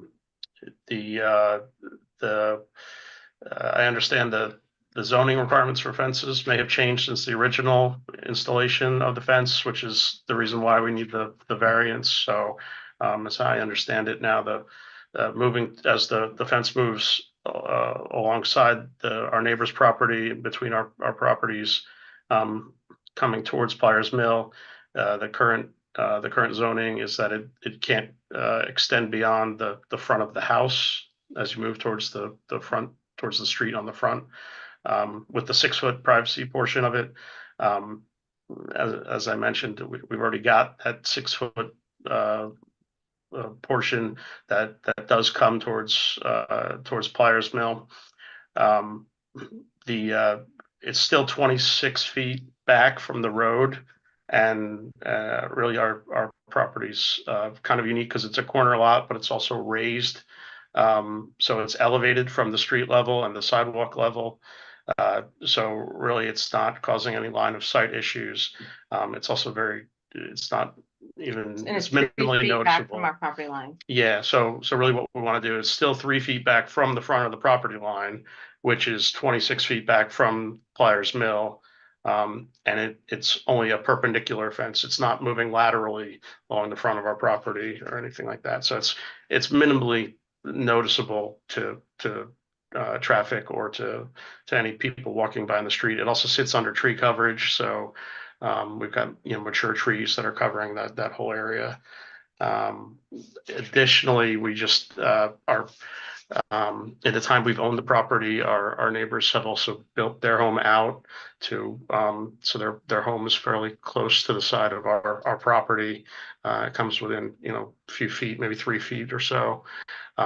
So we want to maintain kind of the privacy dynamic that we currently have, and just kind of keep our privacy. They've got a bank of windows on the side of their home that if we didn't have the privacy fence, it would really be looking right into our yard, and the way the property is situated, the bulk of our kind of usable yard is really on that side of the home. So that's the part we enjoy most, and so we would lose that privacy if we weren't able to just do the replacement. Okay, So, it obviously provides mutual privacy for your neighbor, who I understand has been contacted but prefers not to comment at all on the fence. That's my understanding. Is that correct, Matt? Correct. We've reached out to the abutting, confronting, and conforming neighbors. We've received no comment. yeah, and we don't know them all that well. Sorry. I mean, that's fine. They have the option to comment or not to comment. So, and this is just a fence you've been repairing. No, we haven't repaired it. It's got so much termite damage and it's warped. And so we want to just put something new, because it's, you know, like what I noticed in the town is when you drive around, some people don't upkeep their fences. And I feel like, you know, we don't want to be those people that lets their fence go. And so like, we can get our lawn cut every week, but I also think having your fence is a maintenance piece. So we wanted to just take it all down and invest. We did get a puppy, so we want to make sure that he can run around and not get into anyone else's area. You know, if you're a dog lover, you know how they like to get out and run around. So we really want to kind of keep it so that we can have an area for him as well. Okay. Council, do you have any questions? I don't have any questions. I just have one. I couldn't figure it out from the variance request. I'm looking at Google Maps. I live a block away. I know the fence. I mean, I'll make two comments. One is when you're coming westbound on Pliers Mill from like Georgia Avenue, the one thing is a positive, like this fence does not impede on line of sight at all as currently. So if you're just replacing it in kind, in location, you being on a front plane, that has no bearing. My only question is the very last section of this fence toward Pliers Mill is stepped down from 6 feet to like 4 feet at like a, whatever, 45 it's degree like tapered down. Yeah. Is that in your new design? Yes, that's the issue. So the new fence starts right at 6 feet. And we want, and so we wanted to get the vinyl fence, and the materials we selected start at the 6 feet. Yeah, the vinyl material that we want to replace it with, that's the only thing. It wouldn't be graduated like that. It would just be, it's just. And we don't want to do wood because we felt after having that fence for, you know, 12 years, you know, we would like to be able to just, you know, more higher maintenance, and it's a better quality. But that would be the only difference, to your point. With it would not be that graduated diagonally like it is on that final panel. It would just be start at 6 feet in height. And other than the dog, that final panel, because that one is arguably 12 to 15 feet out from the front plane of the house. Other than what privacy, what other, could you just have 6 feet but not have that final panel, like have it start where you have 6 feet? Well, we're doing a yard fence, and the county has approved a 4 feet yard fence for us. Okay. For the front. And so where we wanted the new fence because it would be color wise, so they would meet and they would match, and they would be, and we wanted them to install them at the same time, so we didn't have two different fabrications, and so that it would be all done by the same fencing company. Those are my questions. Okay. Thank you. All right. Can we go back to the group shot, Alex? Thank you. Any other council member have anything to add? Okay. I do not. Thank you. On this piece of paper, it says Maple Avenue, or Maple Avenue. Is that just an error by the? No, the names of the streets changed in the 50s. Oh, did it really? Yeah. So all the streets on the north side were named after trees previously. And then they changed it to people. Okay. Okay, Mr. Wheatley. Makes it very confusing when we're trying to get approved for anything. Look at that. I did not know that. So I learned something today. Okay, I'm sorry, Nate, did you have something? No, I was just saying I don't have anything. Thank you. Okay. All right. Anybody out in the audience have a comment to make? Okay, I'm not seeing anybody. Do you want to vote, Matt, that we accept the variance? Yeah, if council supports the variance request, we're requesting a motion to draft a resolution for our October meeting. Okay. If it is verbally motioned approval this evening, the Lefflers would be allowed to proceed with the permit prior to the resolution being adopted. All right, so verbally just being hands up, or you want an actual motion? Motion to draft a resolution, please. Okay. All right, can I get a motion to draft a resolution? I'll move. In support of the variance request. Is that correct, Darren, in support? Yes. Okay. Yeah. Is there a second? I'll second. Okay. All those in favor? Aye. Aye. Okay. Thank you very much. Thank you, Mr. and Mrs. Loeffler. Thank you. Thank you very much, all. Bye-bye. Bye. All right, number 4. That would be Anne, or Anne, are you gonna bring up number 4, the parking task force? Sure, I'll start us off and then Connor, please fill in. Those of you that follow along know that at our organizational meeting in July and then shared at the town council meeting in July, we've decided to establish a parking review task force or ad hoc committee. We've noted and have been in consultation with residents, with businesses, that we've got increased parking pressure within the town, especially the quadrant coming off of our commercial core on Howard Avenue down to the Johnson Shopping Center.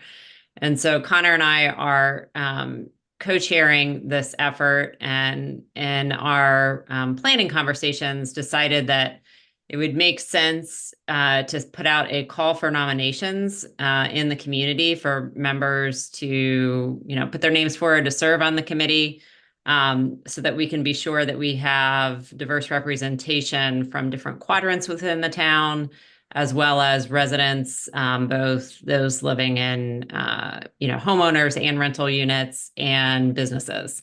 So we're working on getting that nomination form out soon, so that we could ideally hear back from folks in the month of October and possibly kick off late October. But Connor, I think that depends on if we want to get in the next town journal or publicize via other means.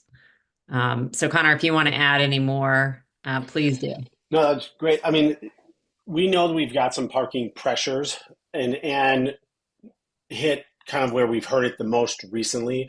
But if we're going to start a parking committee, we're looking at all parts of the town and we're looking at all types of parking. So this committee will be tasked with looking at everything from the Pitchfork to where the Kensington Shopping Center is and the roads and network around there, up on the north side, by my house, St. Paul Park, but also, as Ann said, the commercial corridor. It's to look at how are our streets signed for parking?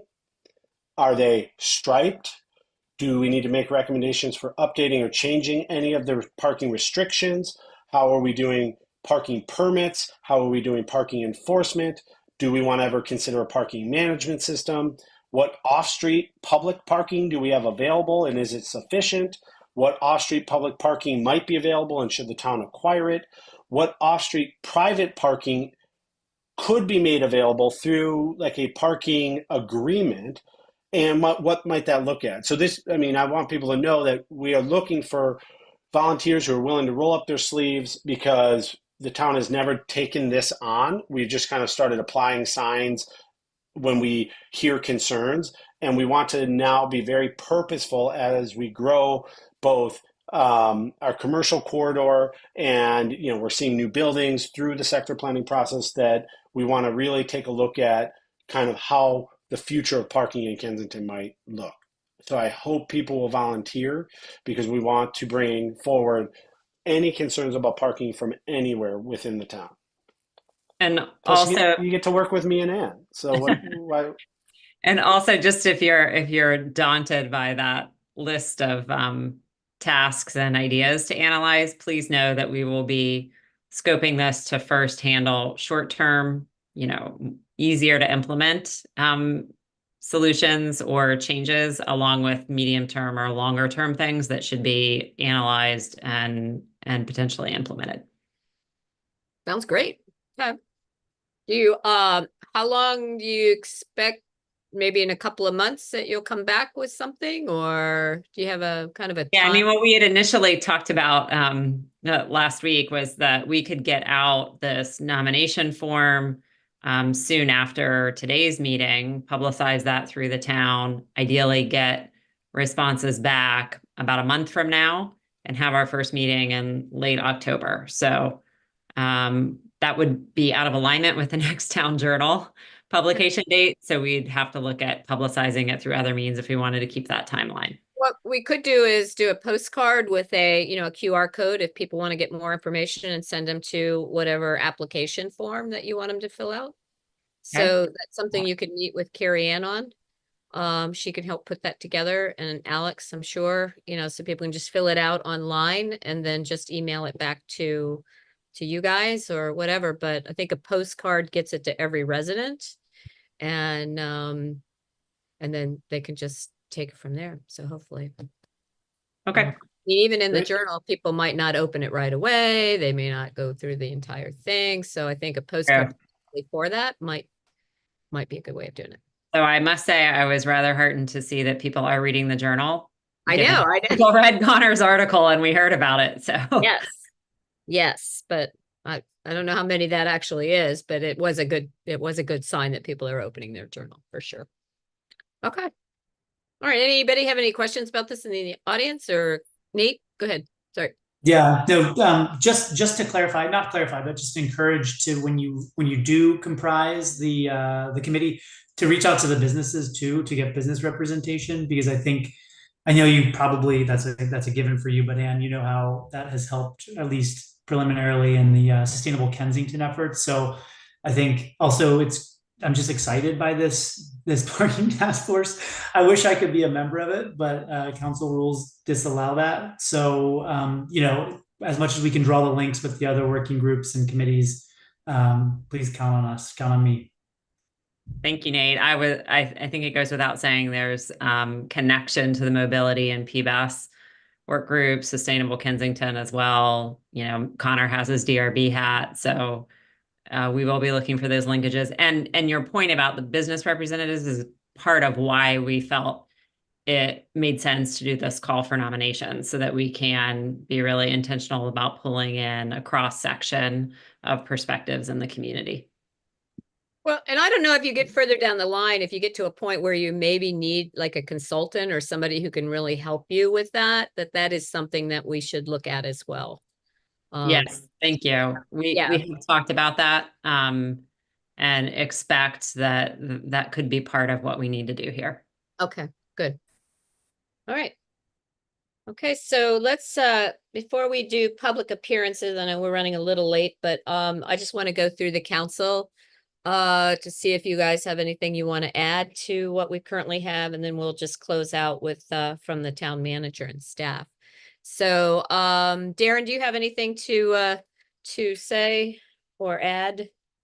I have nothing to add. Okay. Nate?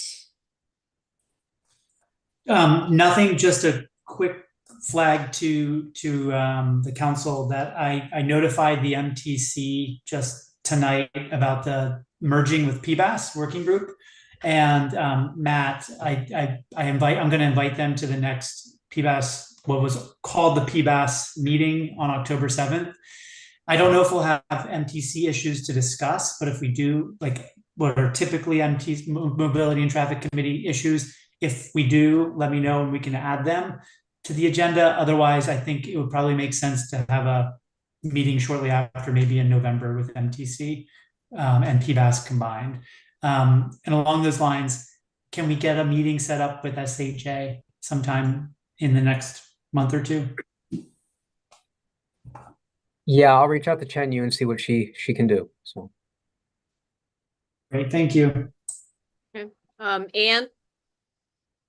Just a couple of quick things. I want to thank the town staff, as well as Kensington Can, our business group, and Kensington Racial Justice Committee. We did have a lovely 4th annual back to school block party over on the lawn of the Kensington House Apartments, and shout out to Nate and Connor for providing some muscle at the end with breaking down the tables and the chairs, and Tracy, you too. It was a really nice event. We had a good turnout. It was great. Now that so many new residents are in the Glen apartment building, we drew a lot of them into the community, which was really nice. And I just want to also recognize that Ellie and Tyler with Kensington Can were very helpful with getting a little library installed on that street. So it's a nice new amenity to add to that area. And thank Matt and Alex also and the crew for making that possible. One other quick thing, I know, also thank you for all the effort that goes into Labor Day. There's a huge amount of labor for Labor Day.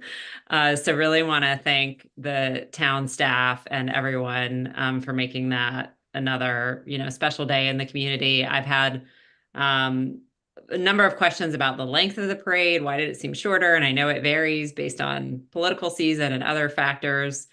But I don't know if there's an extra effort we need to make in future years to recruit back into the parade some more of the musical groups or dancing groups that we used to have pre-COVID. Things sort of changed during the COVID years. I think a lot of it is getting people.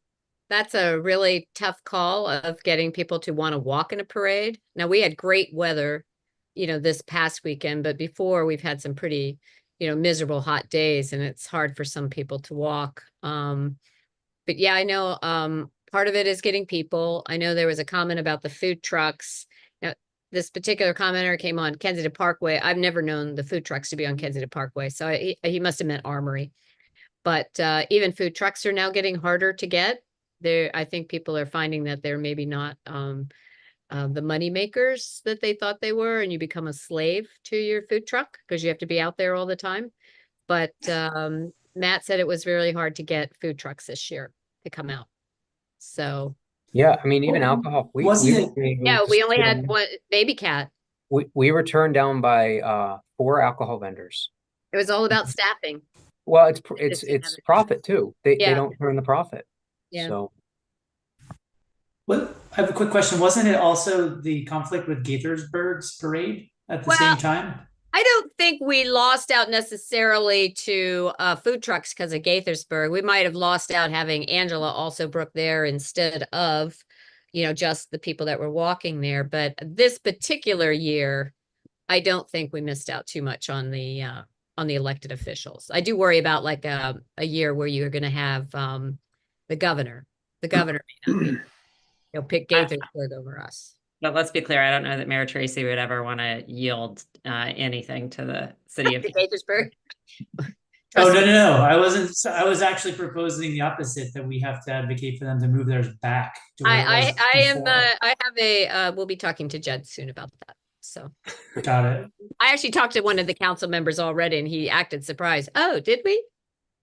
So I think it was the heat. I'm not even sure it went before the council, the way that particular council member was thinking that, oh, I don't remember that. Okay. Anyway. Okay. Is there anything else, Ann? Okay. Connor? Nothing extra. Okay. I did want to ask the council, I sent out a thing. They're trying to fill some seats, I think, for the housing. Secretary of Housing is coming to, I think it was Silver Spring Methodist Church. He's coming to talk about housing. Secretary Jake Day. I didn't know whether one of you, I can't go. Yeah, that's the 23rd. Yeah, the 23rd. I just got to look at my schedule and see if I can make that work. Okay. It would be nice if somebody could go. I think they're just trying to, you don't get one of the secretaries very often. I will be out of the country for work. Okay. Those 2 weeks. Okay. Well, if somebody could go, that'd be great. But if if we can't, we can't. I think they'd like to have an RSVP soon. Okay, I'll look at it tonight and if you send can, you. that'd be great. Am I RSVPing? Is Susan RSVPing for me? I think you would RSVP. If there's any chance, the town will pay for it. But it's Jake Day's a great guy. He used to be the mayor of Salisbury, and then Westmore plucked him from Salisbury. He's a really good guy. Yeah, we met Ann. You and I met him. Because Salisbury was one of the jurisdictions that did the housing in Annapolis at the MML. Okay. Yeah, the picture's not coming up in the email, but I do remember that. Yeah. All right, and it looks like I'm also available that night. I don't know if we said to or Connor and I reserve for one. Carpool. You could carpool. Okay. Okay, great. That'd be super. So if you could let her know that you're coming, that'd be great. Okay, and I too want to thank the staff, Lisa and Victoria, for Labor Day. It's an awful lot of work, and the Public Works. I mean, it is a tough weekend. Public Works worked almost all day on Saturday, and then they were there early Monday morning, and then they have to clean it all up. And I think we finally got everything put away last Friday. So it just takes a while to get really back together. And then I want to thank the Dittos for the train show. It was a phenomenal, as always, big event, huge turnout. And so they were very pleased. And of course, that supports the Kensington Historical Society and Noyes Library. So many thanks for that. And Victoria, I'm going to go back to Labor Day, sorry, but Victoria, who ran the parade, she has retired. She has a new mom and she's become a principal at one of the elementary schools, I believe. And so she's busy. So we are passing the baton on to someone else. I don't know is that a permanent thing? Do you want to announce that or should we? I'm not ready to announce that. I think Okay. we haven't confirmed that yet. Okay, well, we'll wait. We have a replacement in we have mind. a possible person that will be running the parade for next year. So it's very exciting. Oh, thanks, Darren. I was looking at Alex. Labor She was smiling a little bit. Yeah. Well, No, anyway. I'm just kidding. All right. Let's see. Is there any questions regarding our reports? The only thing I'd add is a reminder, the Kensington 8K Yes, is the 21st. Yes. Yes. So participate, that supports our schools, or just know that there are going to be some road closures on a few streets in and around Kensington Cabin Park, the Circle, and Armory. So that's the 21st. Yes. Thank you for bringing that up. Okay. All right. Well, we will move on with public appearances. It's that first opportunity to bring something up that is not on the agenda. Joe? Thank you, Mayor Furman. It was mentioned a few moments ago about reading the town journal. And in reading the town journal, I learned that about the passing of David Gregg, who was the town's tree expert for many, many years. And it was a really great guy. And his loss will be widely felt in town. And he worked up until very close to his death, his passing. He was 94. And so I found out about this from reading the town journal. And I was wondering if the wood carving that was put up to recognize his work, I just wonder if that's beginning to fade a little bit. It is, and Jason's going to take care of that. He said he would brighten it up again. Good, because I think it deserves attention, and it's very close to Town Hall too. Yes. Just a couple of questions for the the parking task force. I was wondering if they plan to have a certain size of the task force in terms of membership, and whether they will be vetting the nominations, or will that be left to the town council, or just what role will the council have in that nomination process? We talked about a size of around 12, perhaps, but we'll see what the level of interest is. Probably no more than 15 if we did have high interest. And in terms of reviewing, the nominations that come in, I think Connor and I would do that together. I don't think it needs to come forward each candidate for approval. We would more than likely bring an update back to the town council of sharing the interest that we got and how we're planning to move forward. Connor, do you want to add to that? No, the only thing, let's say we had an abundance of volunteers and we have to pick a subset of that. Really, as Ed and I mentioned, our goal is to have a very purposeful cross-section. We want to have people from what we're calling each quadrant, the quadrant being Connecticut Avenue, dividing the town east and west, and then Knowles and the train tracks dividing it north and south. So we just want to try and get representation from each of those quadrants as much as possible. The northeast quadrant, so to speak, is there's businesses, but there's no real residential to get from there. But that's our goal, is to make sure that we have representation from each part of the town. You said northeast, but I think you meant northwest, right?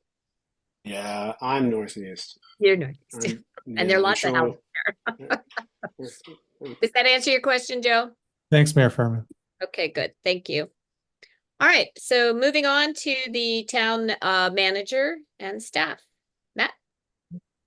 Council, we had a request from the owner of the Serpro property to extend his lease, his existing lease at 10528 St. Paul Street until December 31st, 2024.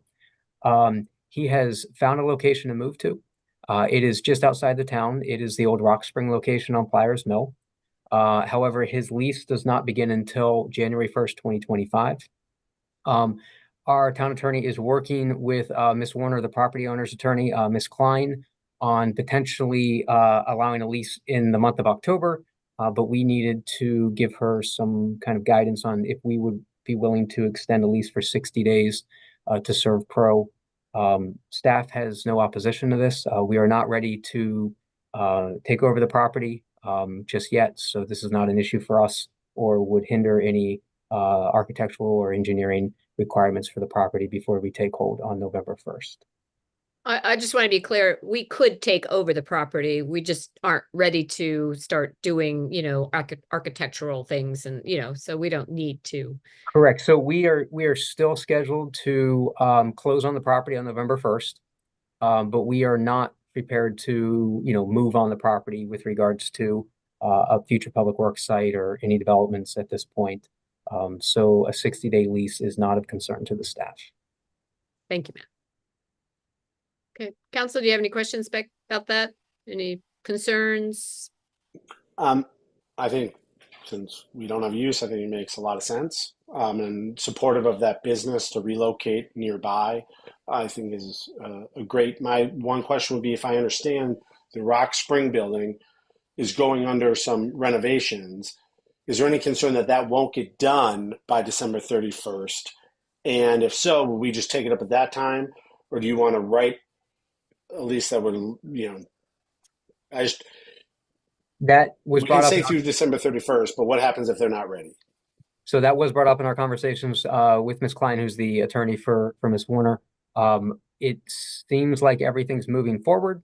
They should be in there by January 1st. But we can also, we could run the extension through January 31st if we need to. Again, this is not going to hinder our engineering and architectural of the property. So, okay. To clarify, we would extend the existing lease agreement.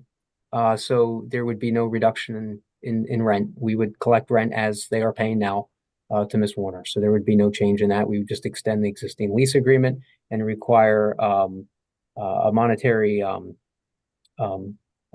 amount put up front just for the property to secure it. I will also mention, just for public information, we did have a phase 1 environmental study done on the property. We did find a vent that they believe is to an underground storage containment system. We are going through a phase 2. It is scheduled for September 18th. It does not change our acquisition or anything. We just kind of need to clarify and confirm what's underneath the parking area of the property. And we'll be able to provide that information to the council once we have it. So. Okay. Any other questions? Do you want a motion or are you okay with just everyone? Yeah, I think a motion. We'll have to bring the lease back to the council under a resolution. But to offer an extension, I think a motion would be good. Can I get a motion to extend the Servpro lease? That would be November through January. Do we need any public comment on it first? Oh, is there a public comment? Sorry, there's so few people left. Okay. All right, thank you. Can I get a motion? I move that we authorize the town manager to extend a lease to the Servpro property through December 31st, 2024. Okay, is there a second? Second. All those in favor? Aye. Aye. Aye. Thank you. All right, Matt, last thing? I actually have 2 things. Pumpkin Rock, I'll bring up Pumpkin Rock first. Okay.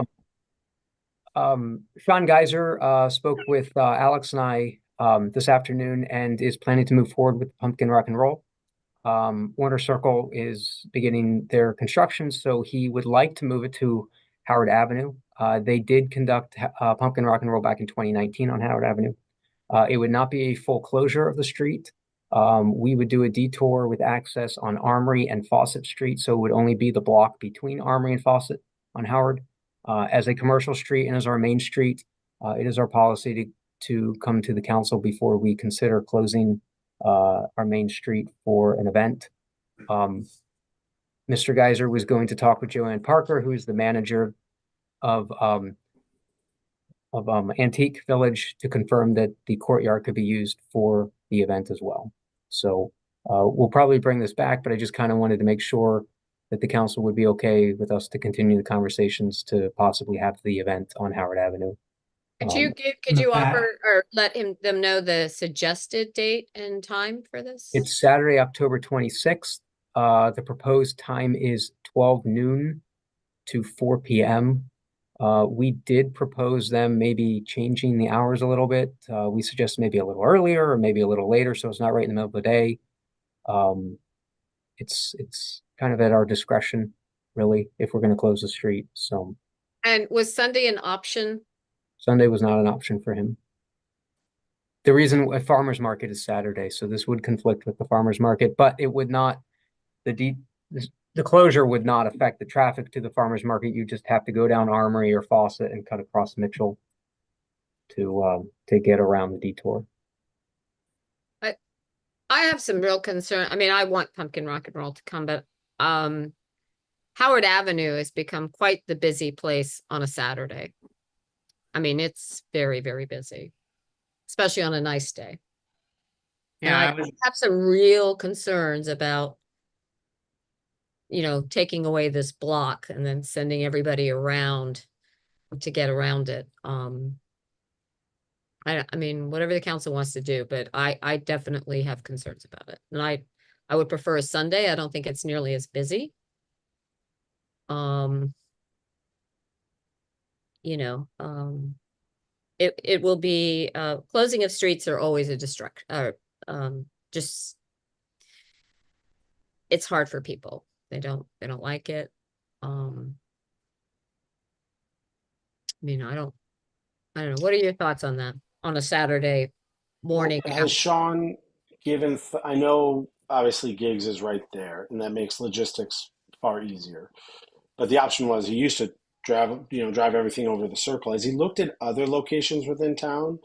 I'm just going off the top of my head. St. Paul Park, right? Yeah, we have power. We did talk to them about St. Paul Park last year. Mhm. They had some concerns, obviously, the location. The only concerns staff has with St. Paul is the parking. There is no parking at St. Paul, as opposed to at least Warner Circle. There's at least a little more. You're closer to Town Hall. You can park at the Bakers Union. There's just really no options on the north side. I think it's a good location. I think that event would fit St. Paul Park. The question is parking on a Saturday at St. Paul Park. So I mean, we deal with that for Juneteenth, which we it's not ideal. We manage.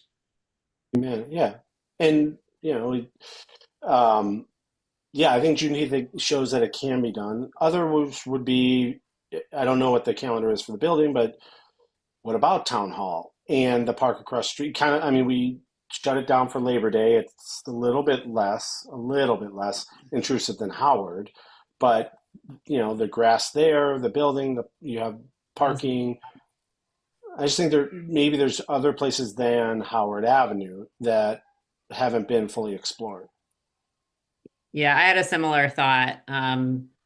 That one block of Armory where we mark off for the tables on Labor Day, then you've got the park on the other side. And I think we very effectively used the lawn in front of Town Hall for Labor Day with the band down below. I thought that setup worked well.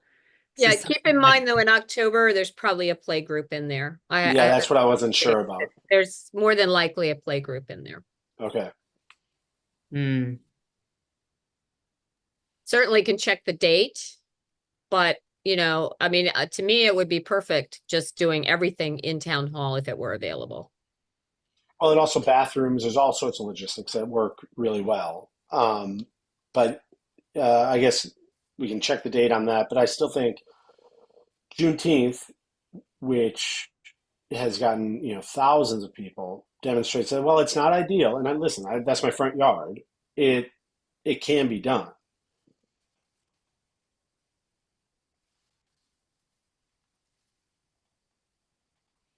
Am I hearing that people are concerned about closing Howard Avenue and we want to look for another location? Is that what I'm hearing? Or is anybody okay with closing Howard Avenue? Period. I would say it is such a popular event that I would really like it to happen, Mhm. with closing out Howard Avenue being maybe the last option, but not to prevent it from happening by not closing it.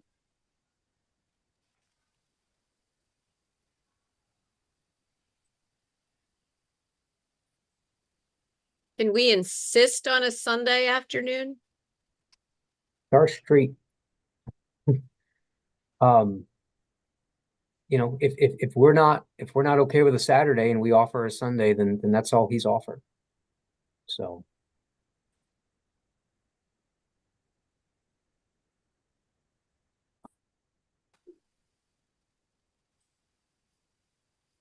I mean, what about time? Would you want it a little further in the evening? I mean, I think after the farmer's market, you know, if you did a 2 o'clock or something like that, then most of the activities down on the other end are slowing up a little bit. I don't like midday on a Saturday closing Howard Avenue. I have real concerns about that. Yeah, I don't know, based on your conversation that you had today, if it feels like going back and exploring these other ideas and the availability of town hall, given the concerns with Howard Avenue on a Saturday, would be a good next step. But I agree, it's a great event. We love to see it again. We just want to manage how to do it in a way that works well.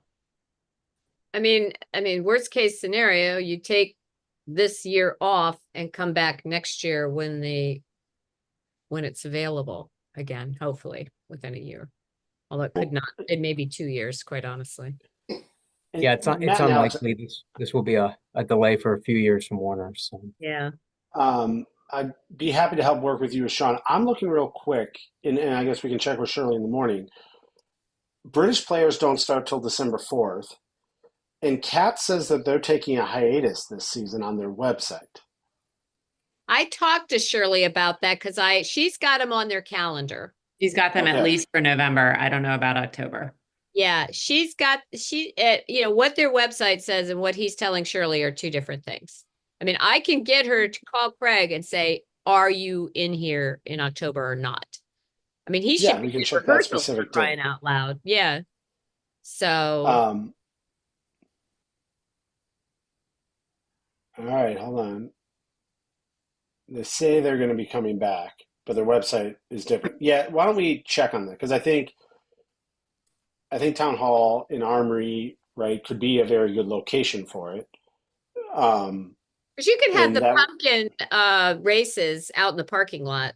You know, you could rope off the back and have people being able to go out in the back too.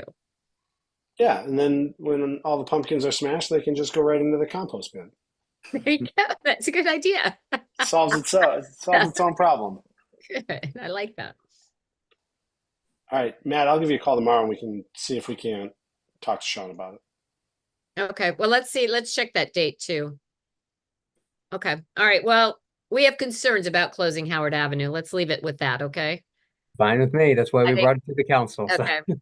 Yeah, and thank you, Connor, Matt, and Alex for working on this. Okay. All right. To bring us home, Mayor Furman, Alex, and I have been working with Margaret Upton, who is an architect in the area and has worked on a number of homes in the community, on a proposed schematic to do some renovations at Town Hall, specifically to kind of clean up our office areas, give us some space to actually do some work, make it a little more welcoming to the community. As anyone knows who comes in Town Hall, you walk up the steps, you don't really know where to go. The elevator's on the opposite side of the steps. So she has put together a schematic. We're reviewing it right now. We're going to get a proposal for the cost proposal for the proposed renderings and in construction, and we hope to have something to the council maybe in November. At least with a cost proposal and a kind of a firm site plan of what we're planning to do in the offices. So. Yeah, she really did lay out the spaces quite nicely. So, and this is also a security issue. MML is really pushing this pretty hard because of some of the other municipalities that have had people wandering in and really, and because most of the staff are female and terrorizing the staff. And I know several municipalities that they don't, their town hall is locked. You got to call to be buzzed in. You don't just walk in like we do where we are, which is too bad. So. Just a question of curiosity. What are the plans for where you all will work and operate from during construction? So the disruption should be limited. The major change that we're looking at is really to elevate where Alex's office is right now to bring it up with our level. So that would be the largest disruption, and then kind of over where the copy machine is, that would become almost like a reception area with some glass windows. So when you enter the town hall offices, you know, whether it's the steps or the elevator, you can see someone, you'll know where to go, they'll be able to direct you. So that shouldn't really mess anyone up. We could move the copy machine over to the other end. So it's really just Alex who could work out of the conference room, the map room, or even Tracy's office is large enough to handle her during construction. So I think there'd be a lot of moving around. There might be some, you know, days where the office will have to be closed. But we can work remotely now. So there's, you know, there's that option if we need to close the office for a short period of time. But most likely we wouldn't be doing anything until, you know, the summer. So more than likely, you know, late June, July, August, if everything goes as planned, when the work will be done. And we're not doing much. There's no, I don't think we're moving any plumbing. I don't believe, at least on the first edition we saw, and then minor electrical. there's one issue with a duct. Yeah. And we would move the sink over into where Susan's office is right now. We basically kind of flip that out. Oh, yeah. It would give us a real refrigerator, which has been a challenge for 5 employees, having a college dorm room size refrigerator. And again, just having a little bit more space to work is really what our challenge is. So. Yeah. Okay. Well, if there aren't any more questions, is there anything else, Matt? Susan or Alex? Just confirm our October meeting is Thursday, October 10th. That's Thursday, October 10th. Right now we're scheduled for 7 p.m. In public and on Zoom. That could change, but right now we are scheduled to be in person, I'm sorry, and on Zoom. All right. Can I get a motion to adjourn? I'll move to adjourn. Is there a second? Second. All those in favor? Aye. All right. Bye. Thanks, everybody. Thank you, everyone. Thank you. Bye-bye. Take care. Bye-bye. Bye-bye. Drive safe.